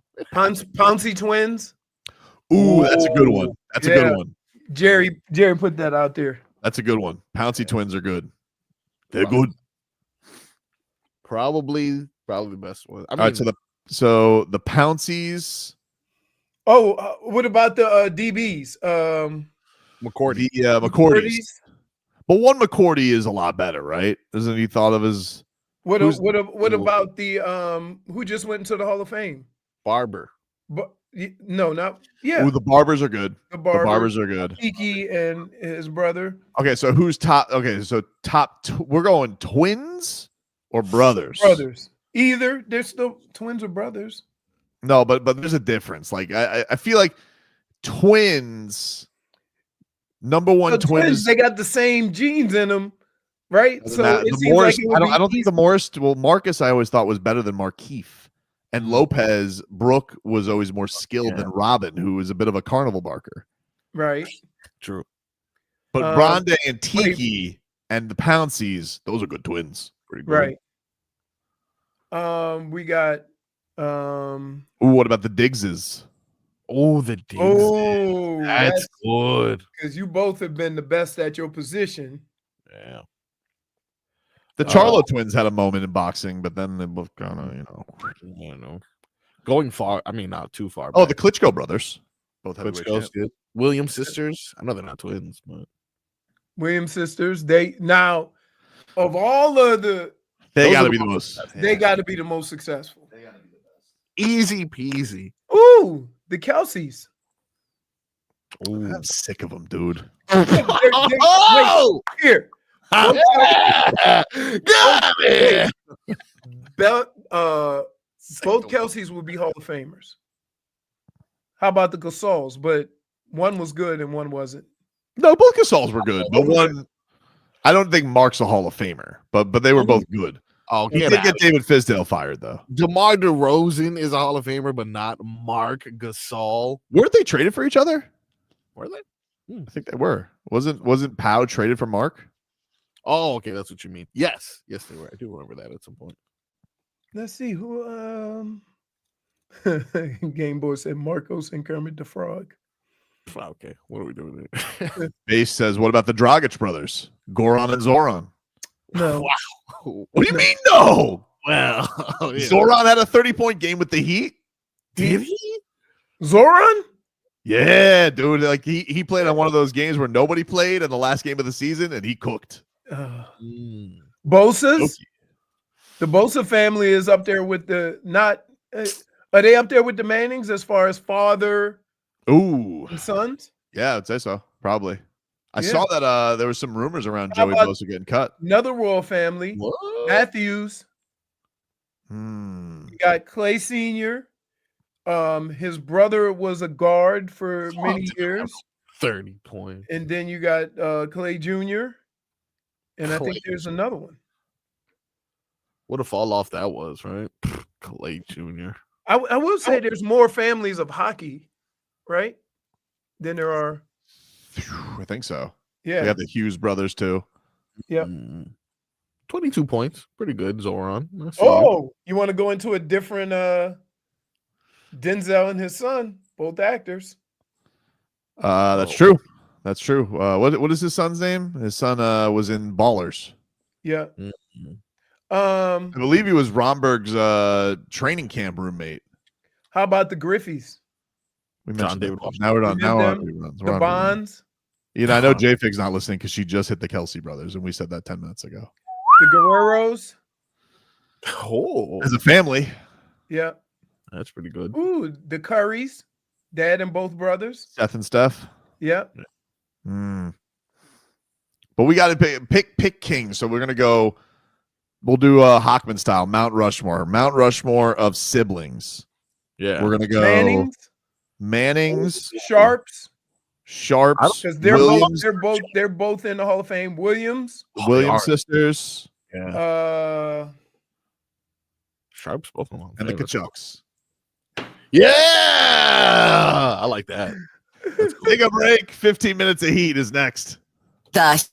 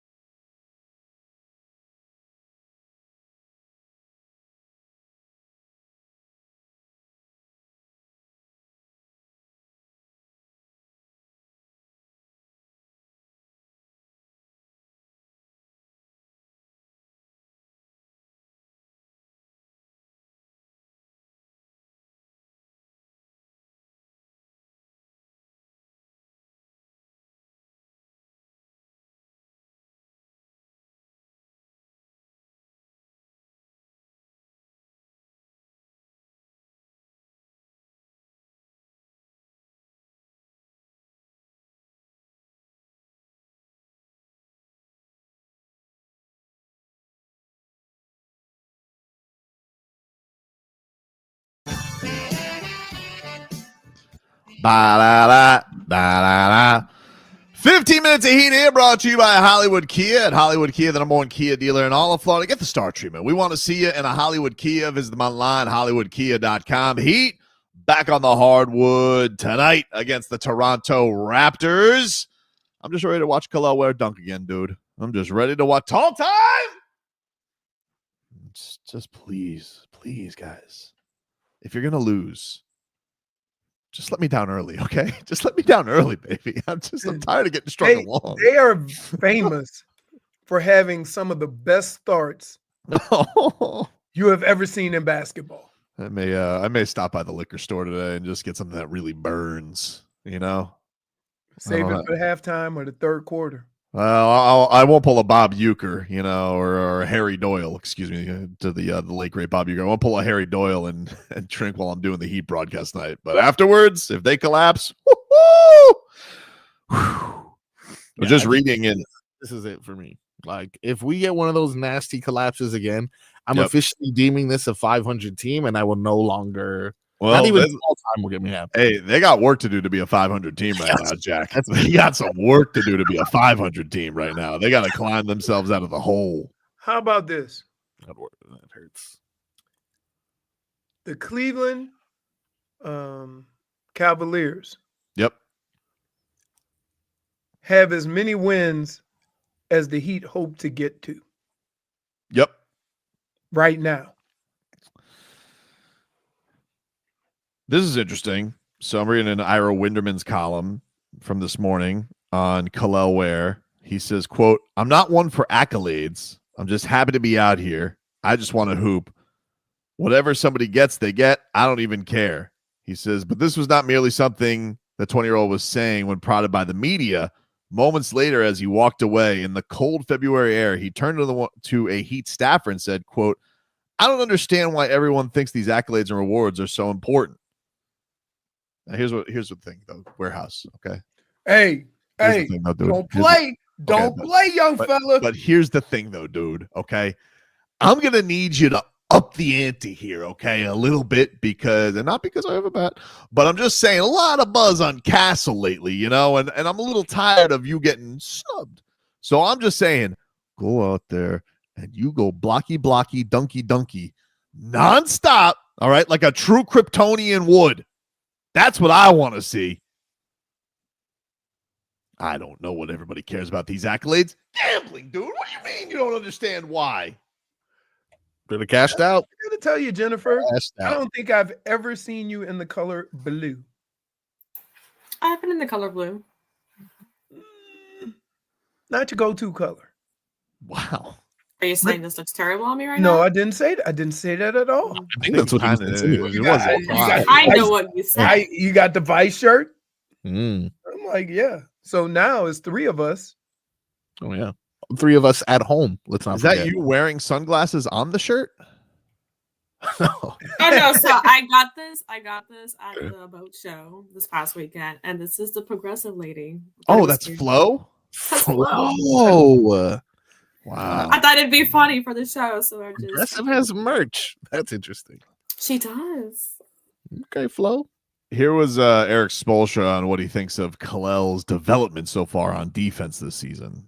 Yeah, it's another part of his development. That's probably this next stage. Initially we talked about it 3 months ago. Was trying to get him to rotate and go for blocks.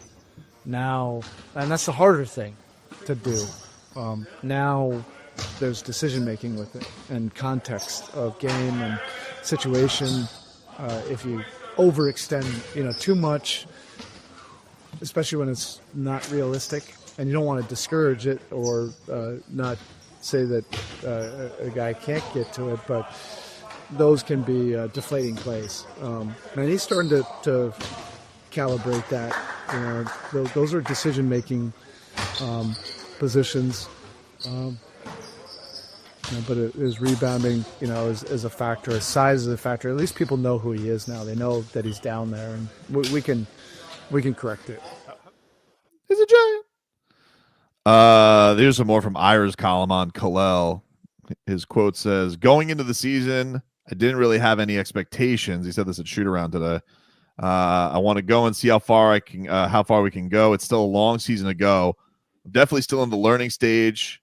I don't feel like I've reached anything just yet. So I'm just going to continue to get better. Yeah. But I mean, let's keep it going though, baby. You know, like he's like, yeah, I hear you, but let's expedite this. I just think you can tell sometimes he gets confused. He doesn't know whether to go for the ball or the alley-oop. And it's not his fault that he gets caught in that situation because somebody should get stopped before that. So what happens is somebody gets taken off the dribble, and now Kalel has to make a decision: leave my guy and give up an alley-oop, or let the guy come in and make a layup. And when you talk about rotations or what have you, that just seems like a bad spot for a big to be in general, not just him because he's young. Yep, I would say that if he would have got more reps in the beginning of the season, we'd be farther along today. agreed. Just saying. Agreed. Agree with that, but the damage is done there. I mean, maybe there was like a level of like Spo really wanted to make sure the wheels were off on Kevin Love. I don't know. Oh no, you could. Kevin Love found his passion for the season. It's tweeting or posting on Instagram.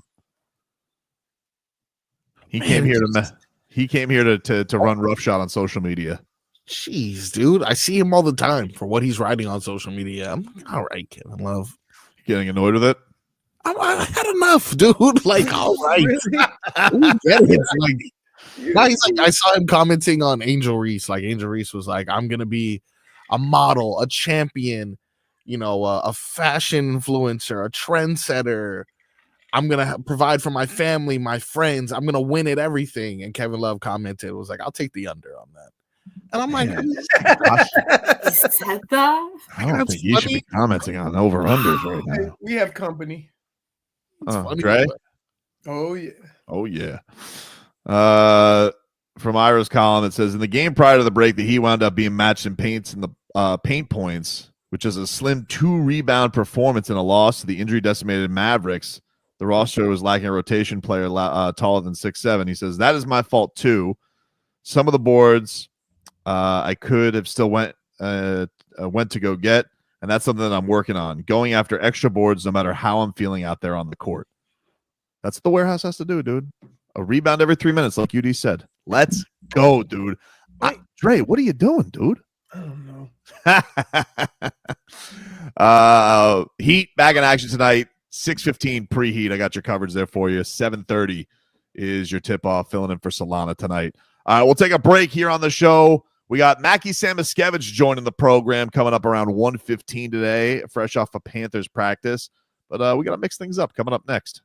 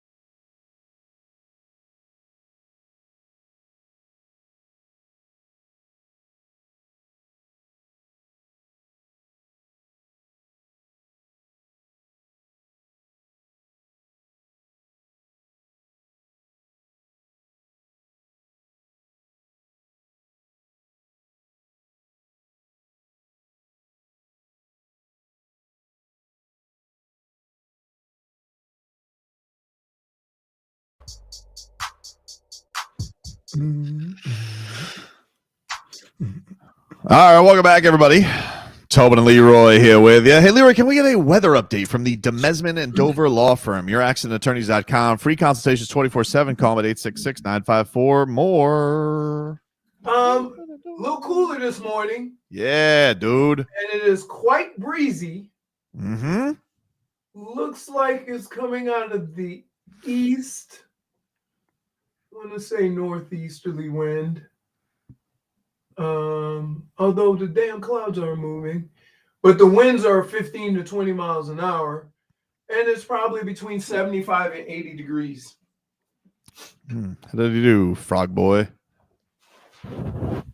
He did excellent. It is currently 74 degrees, mainly cloudy. A few peaks of sunshine possible, but winds right now are coming out of the northeast at 16 miles per hour. You can expect more cold over the next couple of days with a low of 61 degrees. All right, enough out of you. Give us the mixed bag. All right, enough out of me, indeed. The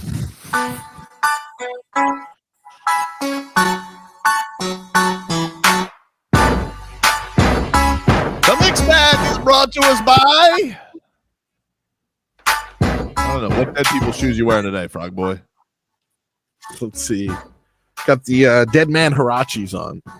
You know, I was thinking with that picture of Davion Mitchell with two different shoes. The first thing that came to my head was like, got that from two different bodies, huh? Pretty good. Pretty impressive. They get new shoes. Oh, okay. Makes sense.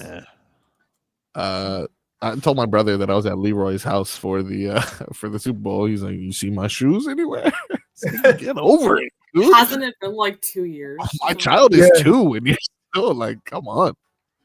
It's rough. What do you got in the mixed bag today, Marcos? Speaking of these Miami Heat, got a little bit of Bam Adebayo. Bam, who just got done with this all-star rest and has an opportunity now to mesh with his new teammates, says that Wiggins, Mitchell, and Slow-Mo are embracing Heat culture. I feel like they're embracing the culture, they're embracing the standard. They understand, majority of what we like to do and how we like to compete. And, I feel like I said, they've embraced it. I feel like they're up for the challenge. So, that's good to have 3 guys walking in trying to embrace the culture. All right. Well, let's get it going tonight, everybody. You got Andrew Wiggins walking into his homeland, and you have Davion Mitchell revenge game. Let's get it going, boys. Pretty good. What else you got in the mixed bag, Marcos? We talked earlier about the return of Jimmy Butler and how the crowd could potentially react to that. We also compared it to LeBron's departure.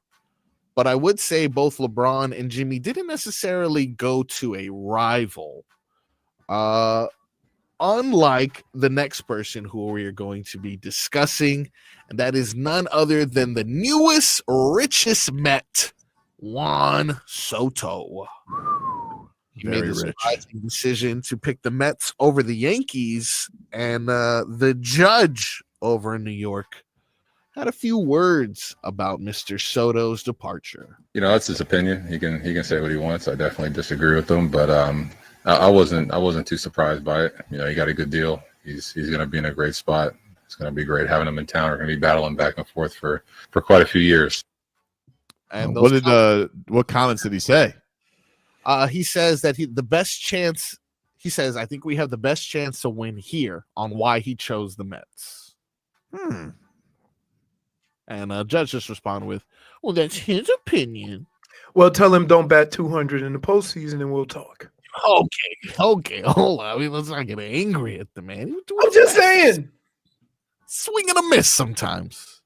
What is the most heartbreaking? Because I know, like I said, those other two didn't go to I tell you, people down here, for different reasons though, okay, were pissed off when Jason Taylor went to the Jets Yeah, No, they I were. was thinking about that one. I was thinking about that one, but it was because they wouldn't resign him. So Yeah. different Him and situation. Bill Parcells did not like each other. They were not. He was not a fan of Dancing with the Stars. Yeah, at that point though, Jason I Taylor believe was at like, one point Bill Parcells called him Twinkle Toes. You know, okay, Bill, you didn't do anything for the Dolphins anyway. he At that definitely did point, not.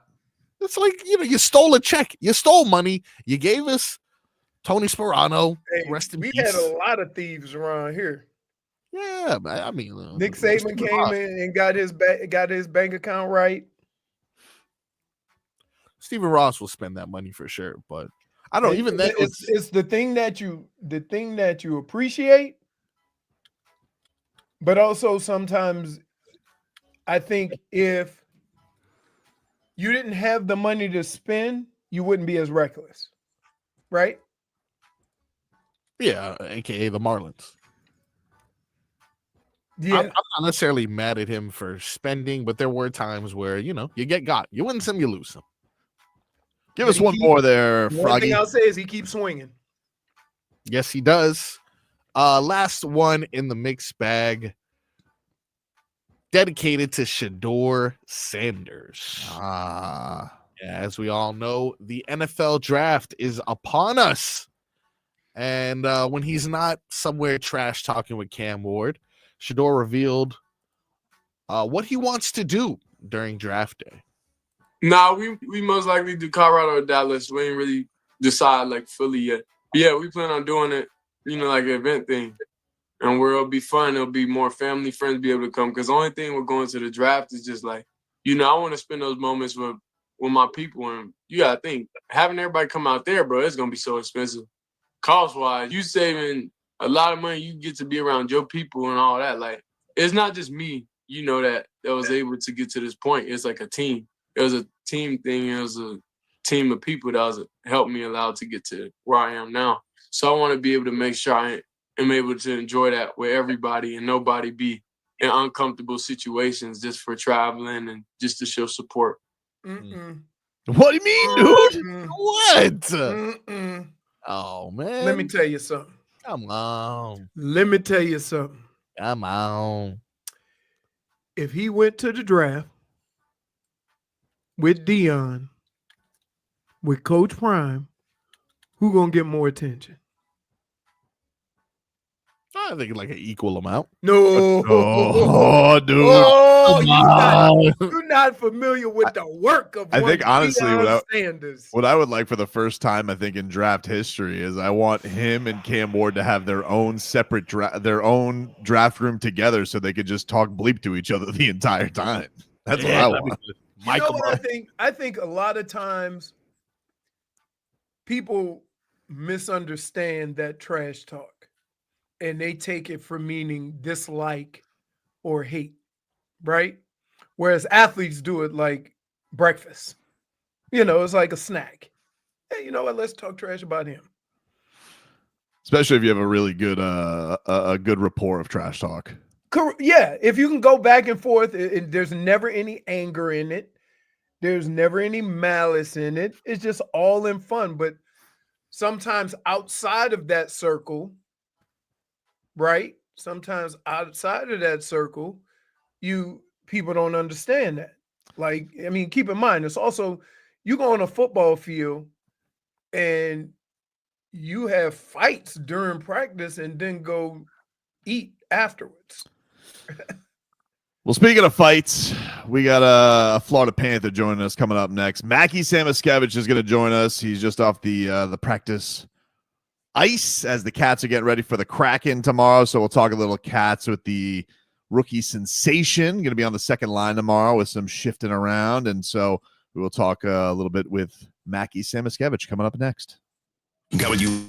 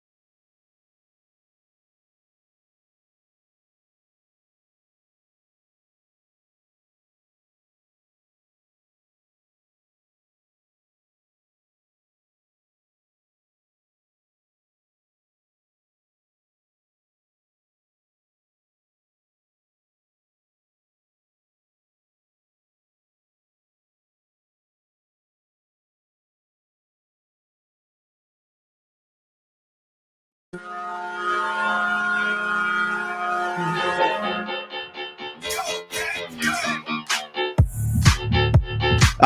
back, everybody. Tobin and Leroy here with you.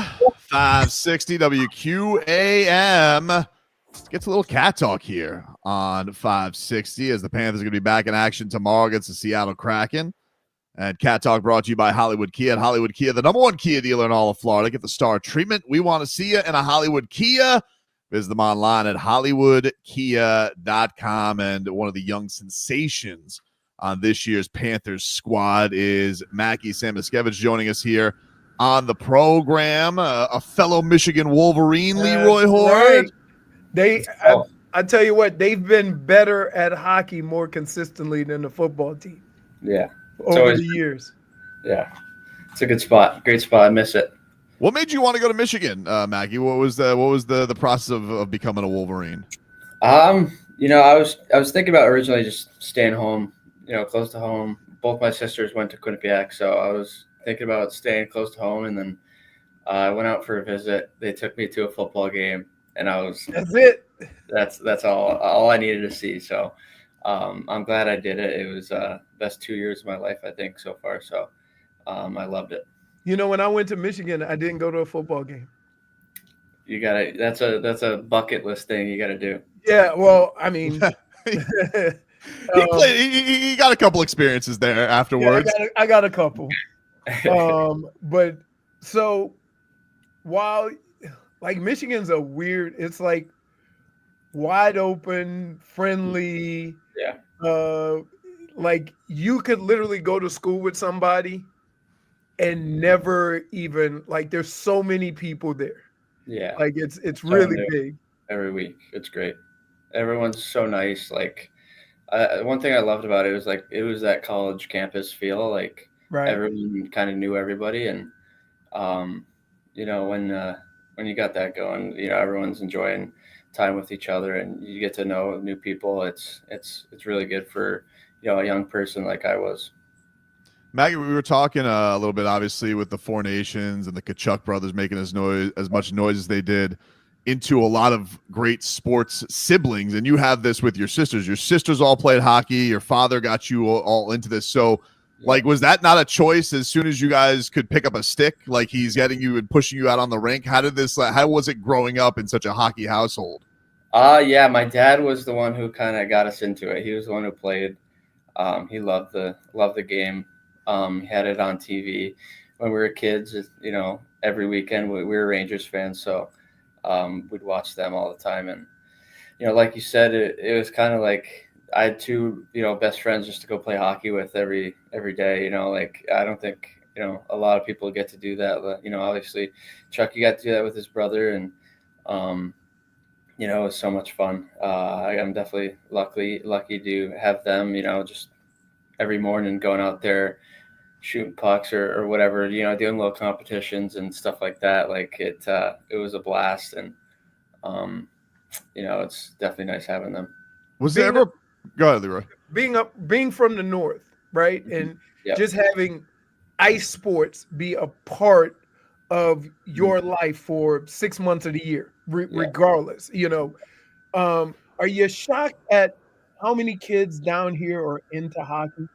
It is unbelievable the amount in warm weather places that there's a hockey, a youth hockey programs and stuff like that. Exactly. Yeah. I think it's gotten better over the years. I think people are starting to realize how great of a game we're playing is. I think, the Panthers over the last couple of years have definitely helped with that. With how good they've done and how many, unreal players they have here. It's so fun to watch.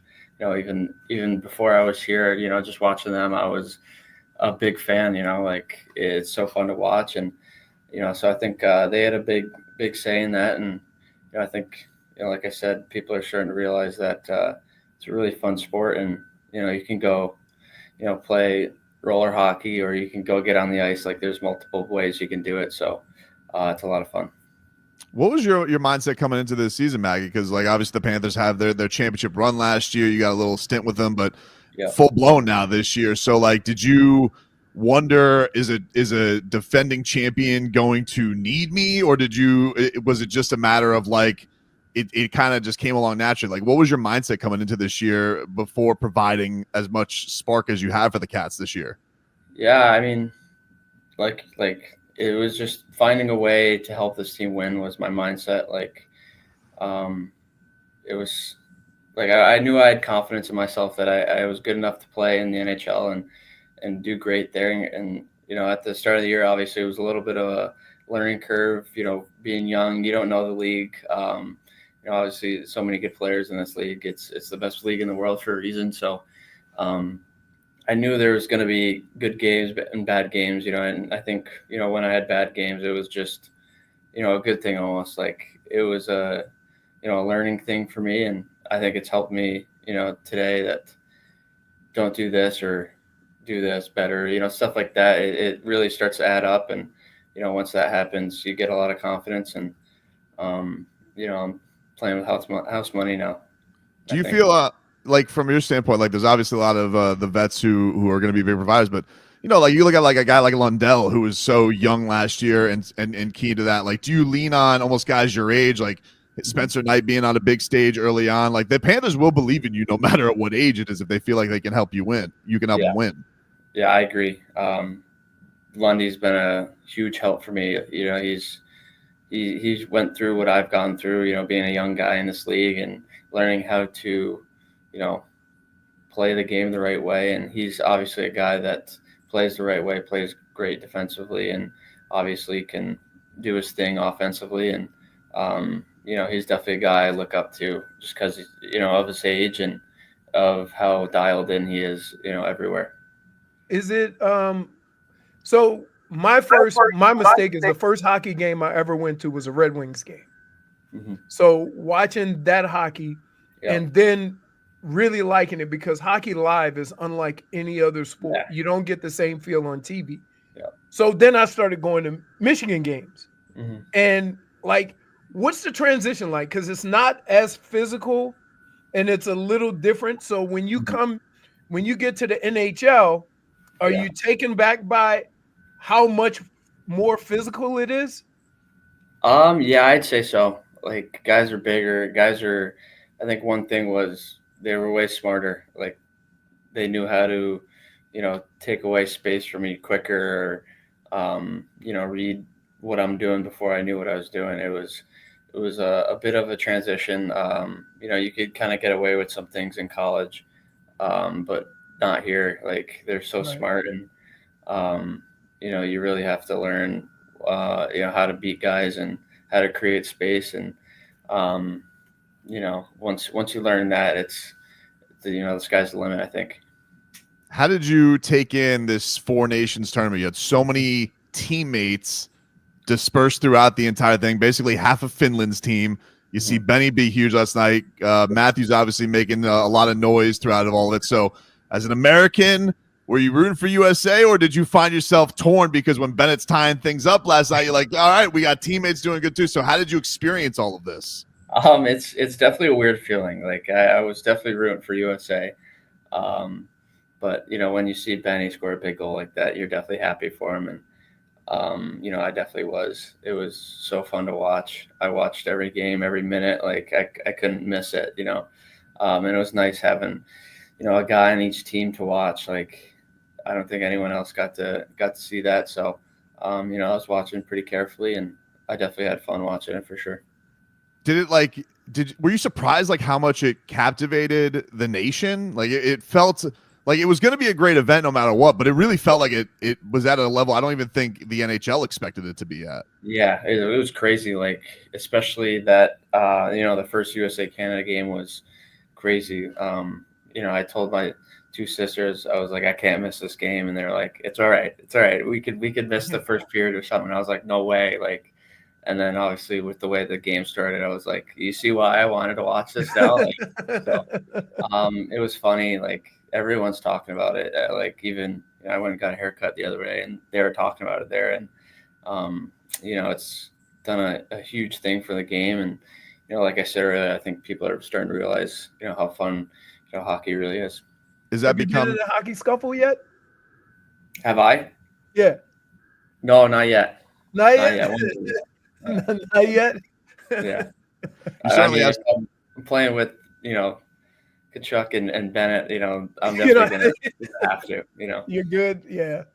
Yeah. The does an event like that now does that become like a bucket list thing for the career? Like is that now circle? You're like, I have to be part of this at some point. I think so. Like it definitely made me realize how cool it really was. Because we haven't had something like this for a little bit now, so you kind of forget about it, I guess, in a sense, how cool that those moments are, and hopefully that is a bucket list thing for me, and definitely one thing I'm putting on the list for sure. I have a question for you, Maggie. If you could settle a debate that we were having earlier on the show today. So as a new South Floridian, a guy living down here regularly, I'm sure you've been to Publix. Yep. If you pre-order a Publix sub, okay, and you go there and somebody has taken said sub from the dash, but they paid for it, would you still consider that stealing because they took your sub in particular that you put an order in for? That's a good question. I've had that done at my Chipotle. It happens all the time at Chipotle. Like people just grab the wrong bag, and it's definitely not a good feeling when you find out that you have to take a completely different bowl that you ordered from. So I consider it stealing still, even though they did pay for it. Because you're a good person. Yeah, that's right, Yeah. Leroy. Don't shake your head, Leroy. You know what you did. Yeah. You both do the same thing, by the way. Listen, I did it with cold cuts. stealing is when you lose something monetary.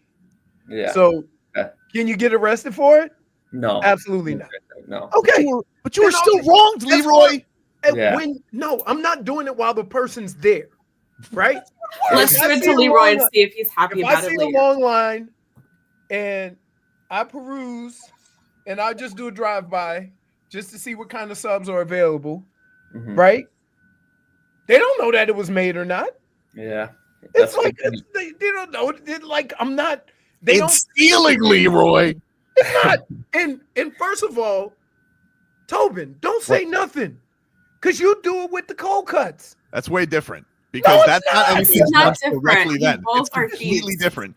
That's just convenient shopping. When you're taking, if Mackie is looking forward to his burrito at that moment, it's way different than if I were to take his rice to cook a burrito later. If it's gone, he That's a lot of doesn't good know whether points. somebody took it or it wasn't made. Until he goes to the employee and asks, "Where is my sub?" Guys, he's a busy man. Do Please. they remake it or what? Yeah. They'll remake it, but still, They'll it's remake it. wasting your time. You Well, had a time Yeah. set. I'm You curious should about this. Get the sandwich that they didn't grab and the one that's remade. Do you at the Panthers have an employee fridge? So like we have a problem of people stealing Leroy's coffee creamer at our radio station office. So with the Panthers, is there an area where like, hey, somebody brown bagged it to the rink today, don't take their sandwich? No, not really. Like everything in the fridge is fair game. So, yeah, we don't have that problem around here. Well, when you say so that, wait, they have why would somebody bring lunch? I've eaten lunch over there. I'm sure they have a cafeteria, but I was curious if anybody, I don't know, maybe somebody's, wife makes a mean arroz con pollo and they bring it to the ring I for leftovers the next day. I don't know. Yeah, good question. No, like, come on. Like you have to know if you're in the locker room with slobs that there's certain items you can't leave for anybody to get. They ain't gonna be there when you go look. That's just like we had a refrigerator in football camp, right? There was never anything in it. And somebody asked, "Is anybody using this refrigerator?" And one of the linemen goes, "You can use it, it's all yours." And guess what happened? Like, you know this. Yeah. Is there a number one food thief on the team? Is there somebody who you have to keep an eye on? Like you can't trust your food around them? Let me think. No, I'd honestly say it's me. I've done that accidentally. Yeah, like one time on the, accidentally. Yeah, I accidentally took a sub. On the road one time. It was like a pregame meal. And I don't think he even knows this to this day, but we do like a pasta station, and someone like makes the pasta, and he made the pasta, and it was the same order as mine, but the guy hasn't made mine yet. So I thinking it was mine, I went and grabbed it and started just eating it, and then all of a sudden, Gruzy gets up and he's like, "Where's my pasta? Like, who ate my pasta?" And I just like turned my head, hit it a little bit. So he doesn't know, but I've done that accidentally. Well, you don't want to take that from AJ Greer, because that is one of the guys who's going to start your first hockey scuffle. I know. Mackie. Let's keep this quiet. Hey man, it's been a thrill watching you so far this season. Yep. We're excited to see you guys get back in action. Best of luck the rest of the way. Thanks for some time. Go Blue! Problem. Thank you guys. Go Blue. Right. Sure. There you go. Mackie Samoskevich joining us here on the program for a little cat talk. We'll take a break here on the show and be back with a little more after this.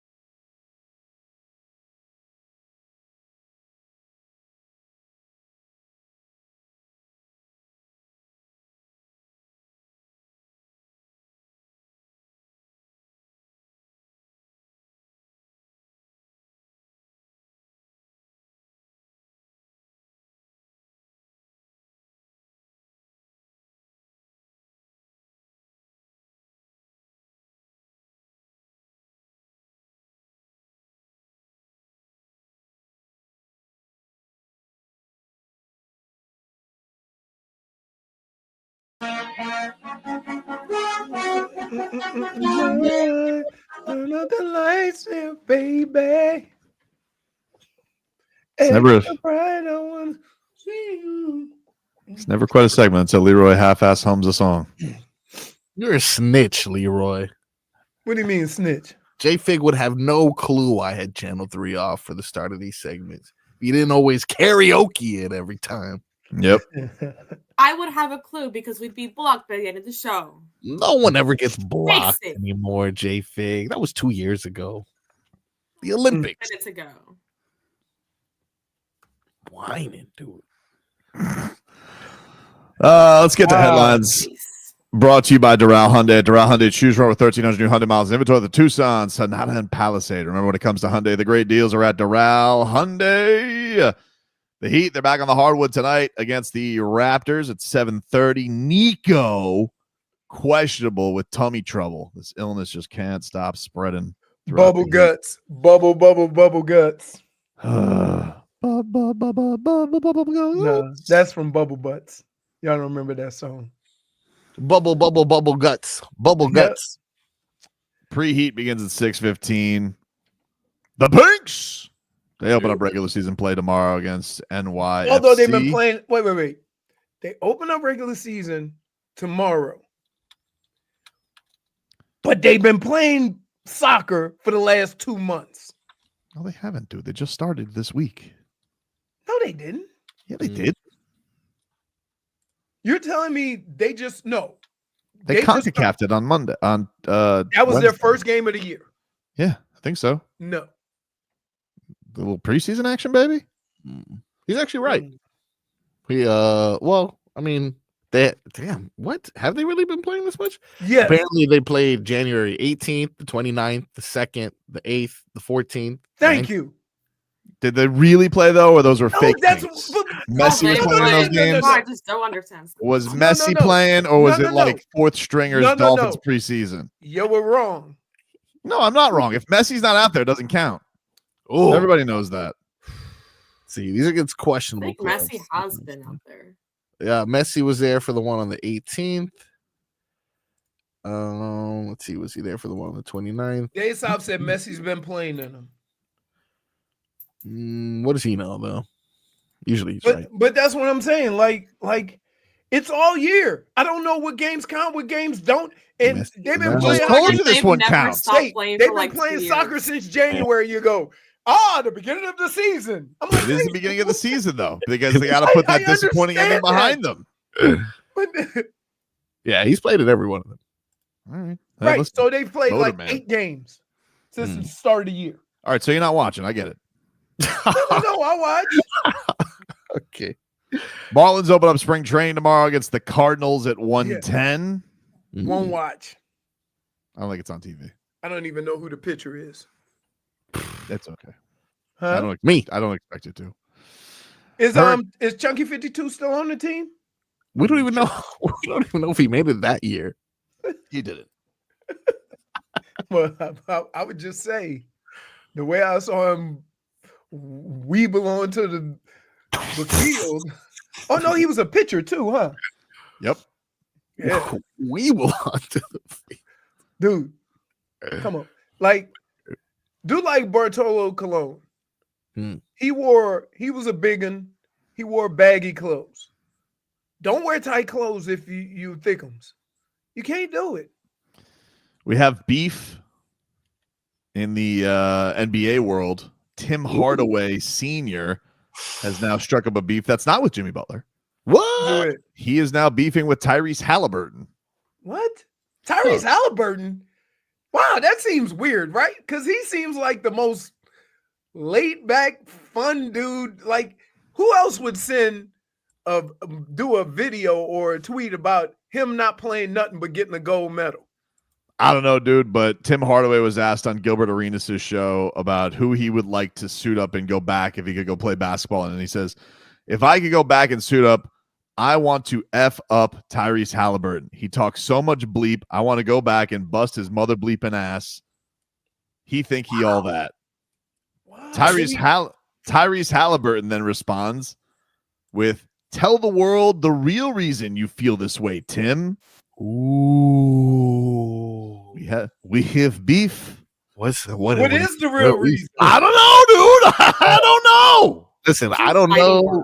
I have no idea what they're talking about. But if I know what I know, there's a lady involved. What? I was gonna say that, but I Gotta don't be a know what lady. everybody's situation is. Tim I don't Hardaway. wanna. Hold on.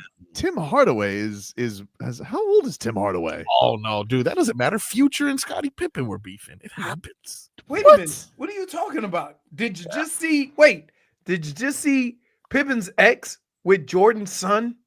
Yeah, dude, that's Larsa Pippen. Come on, dude. We don't know if there's a female involved, and what if the female is? You think that Tyrese Halliburton stole Tim Hardaway Sr.'s squeeze? I do think that. Isn't Tim Hardaway married? I don't know. We don't I know. don't see anything of that. There's a lot of conjecture and assumptions here in this story, Yeah. but in usual He is married. situations, All right, cool. Yeah, no, we'll lay off the man. What if he stole Tim Hardaway Jr.'s squeeze?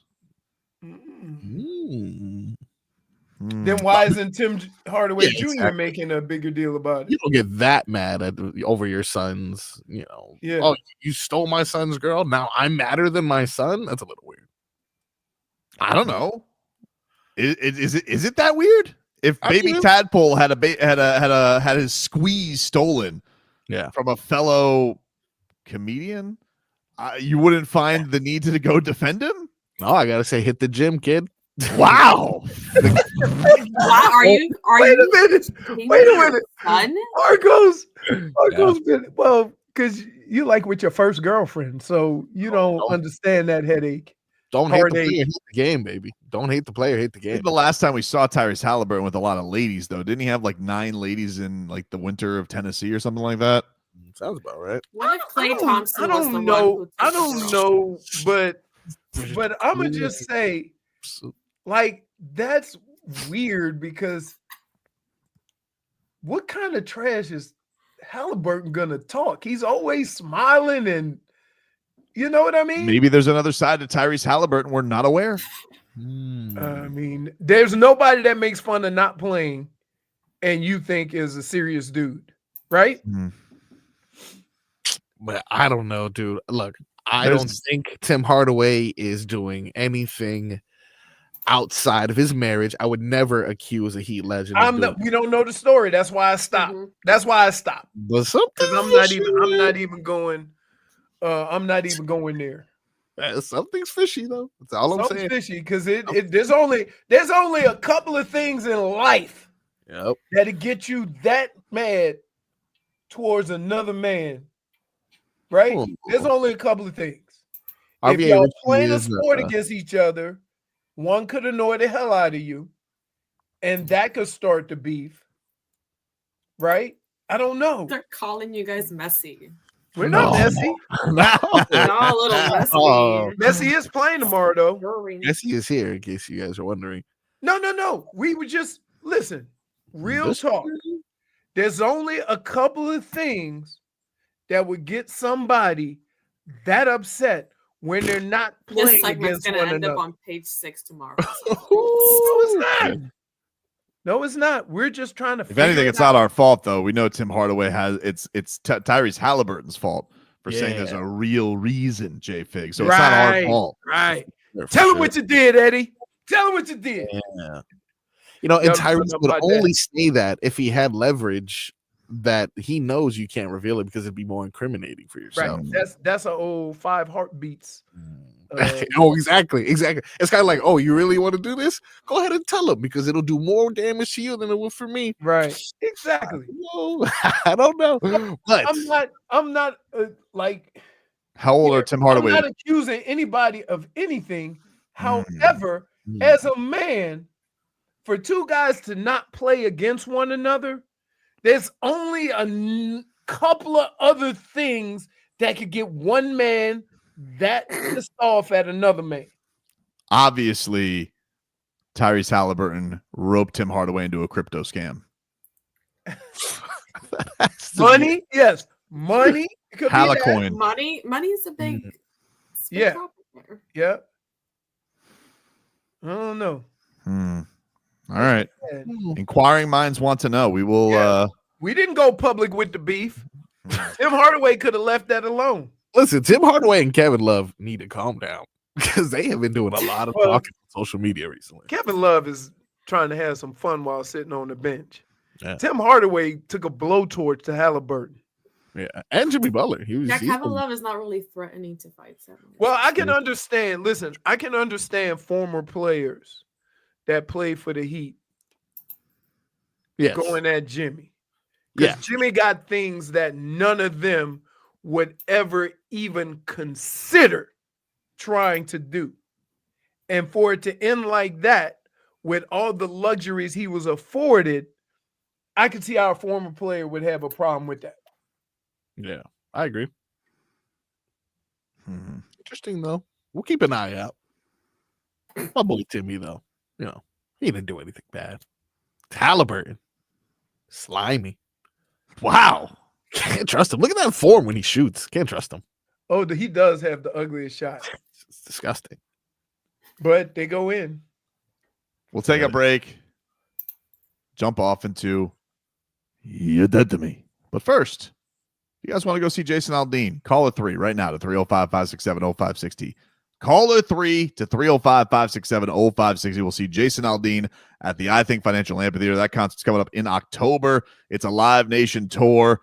And if you want to go, caller 3 to 305-567-0560. You're Dead to Me is next. The Heat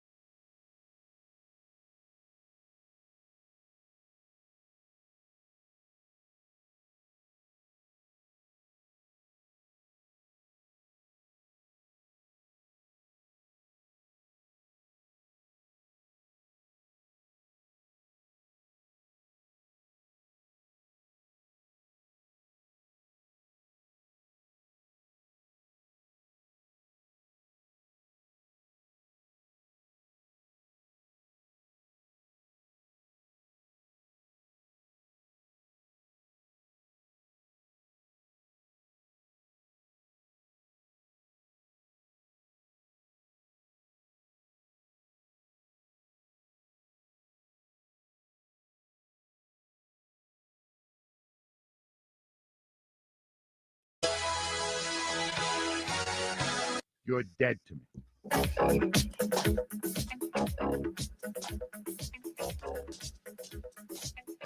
All right. Welcome back, everybody. Tobin and Leroy here with you. 560 WQAM. Time to play a little You Dead to Me. So here's what I got. Of course, yesterday, the Team USA goes down. They fall to Canada in the final, which is fine. I'm a sporting man. I don't mind. I can take a loss on the chin.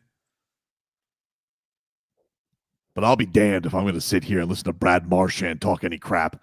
Listen, dude, your ass got sent home not once, but twice by Matthew Tkachuk. So any comments that you have to say, maybe sometimes when you open your mouth, it goes back to bite you. No, dude, what you're lucky is Matthew Tkachuk's groin wasn't able to hold up because his balls are too big for America. So, in fact, why don't you sit there, thank the gods that you got to hop on the piggyback of Connor McDavid and Sam Bennett so you could finally hold something in the first time in a while. But you're not going to sit here and say, Matthew Tkachuk talks too much. Shut up. You're dead to me. And your entire city. Of course we came up short in Boston.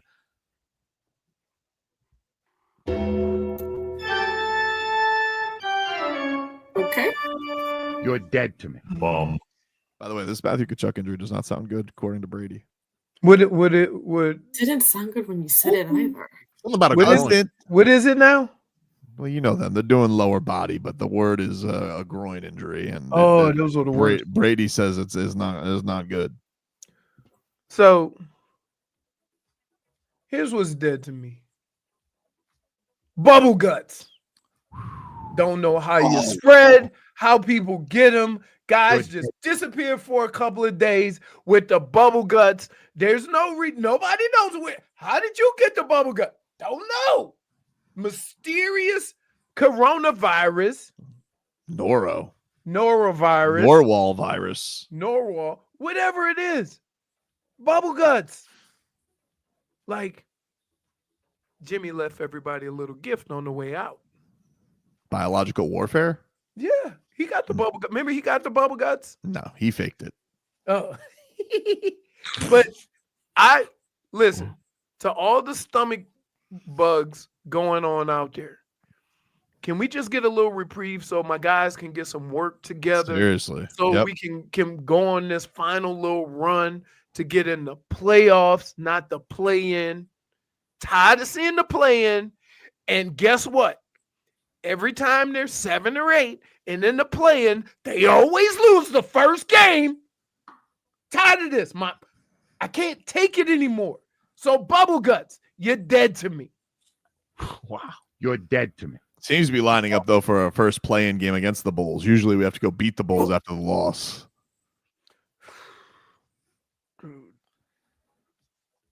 Better not miss game tonight. That's all I'm saying. We don't miss games for Tommy Trouble, Nico. You need to go get max contract. You think Babushka ever miss game? Oh, and my tummy doesn't feel so good. Can't work today. No!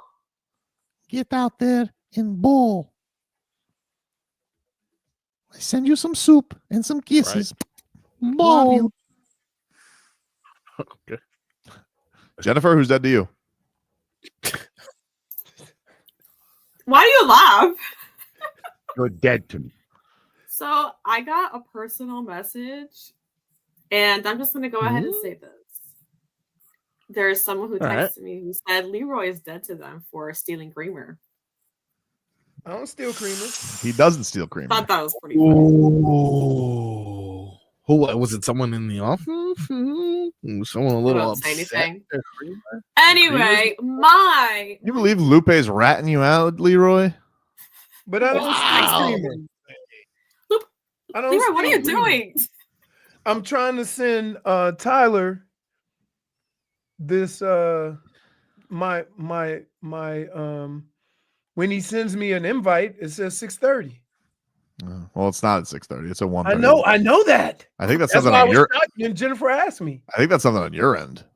Well, my dead to me is fees, online fees. When you're ordering anything online. Oh yeah, there's no delivery Whether charge, but there's a $6.99 service charge. Convenience. Look, it upsets me. It upsets me when I can't, go to the corner to buy some food, or I'm just being lazy, or I don't feel good, and then you're gonna go ahead and charge me triple of what my plate costs. You know what else sucks?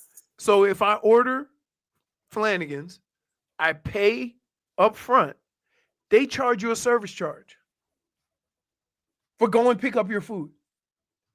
It's a joke. Ridiculous. It's ridiculous how they You're wasting your own gas. What do you mean? Cook my own damn ribs. Or when I And go they're ahead better. and I buy concert tickets online, please. Those fees are nonsense. They're dead to me. How about Mackie Samuskevich stealing AJ Greer's pasta, huh? Okay. Okay. Wow. Fellow You don't mess with someone's pasta. I know it's dead to Frog Boy. Leroy, in all seriousness though, if AJ Greer found out, which he did not, we found out, but what are the ramifications of stealing a rookie stealing a vet's custom food? If he found out, Even if it wasn't. First of all, it's called a confrontation with support. Right? So that means every other veteran is going to come in support of the other veteran. Oh boy. And go, you ain't got it like that. What have you done? Oh, okay. Yeah, that's just like, I don't care how good the rookie is. Everybody got to go through rookie stuff. Especially hockey just feels like I feel like you last in the food line, you last on the bus, you get on the back bus, you sit on the back of the plane, y'all sit 3 deep, right? So yeah, he might have to do some things to make that up. Wouldn't it be funny if one day he took your sub Publix? Who? Them's the breaks. First of all, here. Breaks. Let me explain something to you. They say, oh, the line's long. People at Publix say, why don't you order ahead? I said, I barely trust you making my sub when I'm watching you. I'm not gonna order ahead and have my sub screwed up. but you'd steal a blind made sub? Oh yeah, but that's out of that's out of convenience. No. So I No know matter what way you spin it, when I go no, pick they up a don't. sub and I get a sub like that, I know it might not be exactly the way I want it. I know I might have to do some work to it when I get home, but I know I'm getting it out of convenience. Frog Boy, what do you got? Who's dead to you? Flies. Hey, dead or alive, them flies getting got. As a Yankees farm team fan. Yeah. What? Yeah. AKA the Marlins. Mm-hmm. I always gotta keep up with my professional team, and I am happy to announce, guys, this is reported as of this morning, according to TMZ, at 7:11 a.m. This is fresh off of the presses. The New York Yankees have officially reversed their facial hair ban. That's crazy. That is a long-standing rule. 49 years. Who do 9 years. Who do you think they're like targeting that as facial hair? That's got to be the only reason. Well, it's part of the problem is when you look at hockey and you look at baseball, guys have beards. Yeah, but they've had it for 50 years, dude. Doesn't matter who it's been. Johnny Damon. Remember what Johnny Damon looked like? Oh, he looked like a baby. He came in smooth. Oh, Sandy. Oh. Sandy. Oh, that's rough. Sandy. Oh my goodness. Hey. I think we lost Tobin. Yeah. Hey, you didn't think about that, huh? Let me see though, because I feel like you have to have like a substantial beard to really make that rule. Like, no, I'm not shaving. Like James Harden, for example, I can see him making this. And he's got like a normal. I mean, like somebody like Josh Turner. They did do the thing where they say it has to be well groomed. Now I will say this. True. Some playoff beards, they get real raggedy. Oh yeah. Oh my goodness. Man. Then who did Turner sign with the he signed a 1-year deal, right? I forgot who he signed with. I don't know where that fiery he had a raggedy beard during playoffs. Turns out if you Google Turner Ginger, you get Sophie Turner from Game of Thrones. He's with the Cubs. The Cubs. All right. He signed a 1-year deal with the Cubs. Remember, he was an OG COVID breaker. Oh, yeah. They won a championship and he was hugging everybody. Oh, no. They actually said he had COVID before that, right? I don't remember. Remember, and he still played in the last game. Something like that. Yeah. Or he got banned for the last game and then he was out there celebrating and he was supposed to be in COVID jail. Yeah. I think COVID jail's got to be the worst jail ever. Because I remember when Fonz got it, it was basically like he was in jail and we were like leaving food outside his door. Remember when Goran ratted that Bam and Kendrick Nunn had COVID? Honest. I don't know. Brate's got the vid. He just like they're like, Goran, no! Can't stay mad at him though. Look at that face. All right, everybody. That's our show for today. Everybody have a fantastic weekend. I'll be back with you at 6:15 tonight, getting you ready for Heat and Raptors with a 7:30 tip from Drake's house. What do they call that place up there? Scotia Bank, something or another? Something like that. Yeah. Something like that, dude. The 6. So we'll be back there for you. Everybody have a great rest of your weekend, and we'll talk to you rascals on Monday. Carter Verhage. We need pooper scoopers I'm not pooping on our night because we got a party pooper. I don't care that he was too horny. Spo has, did you hear Spo the other day?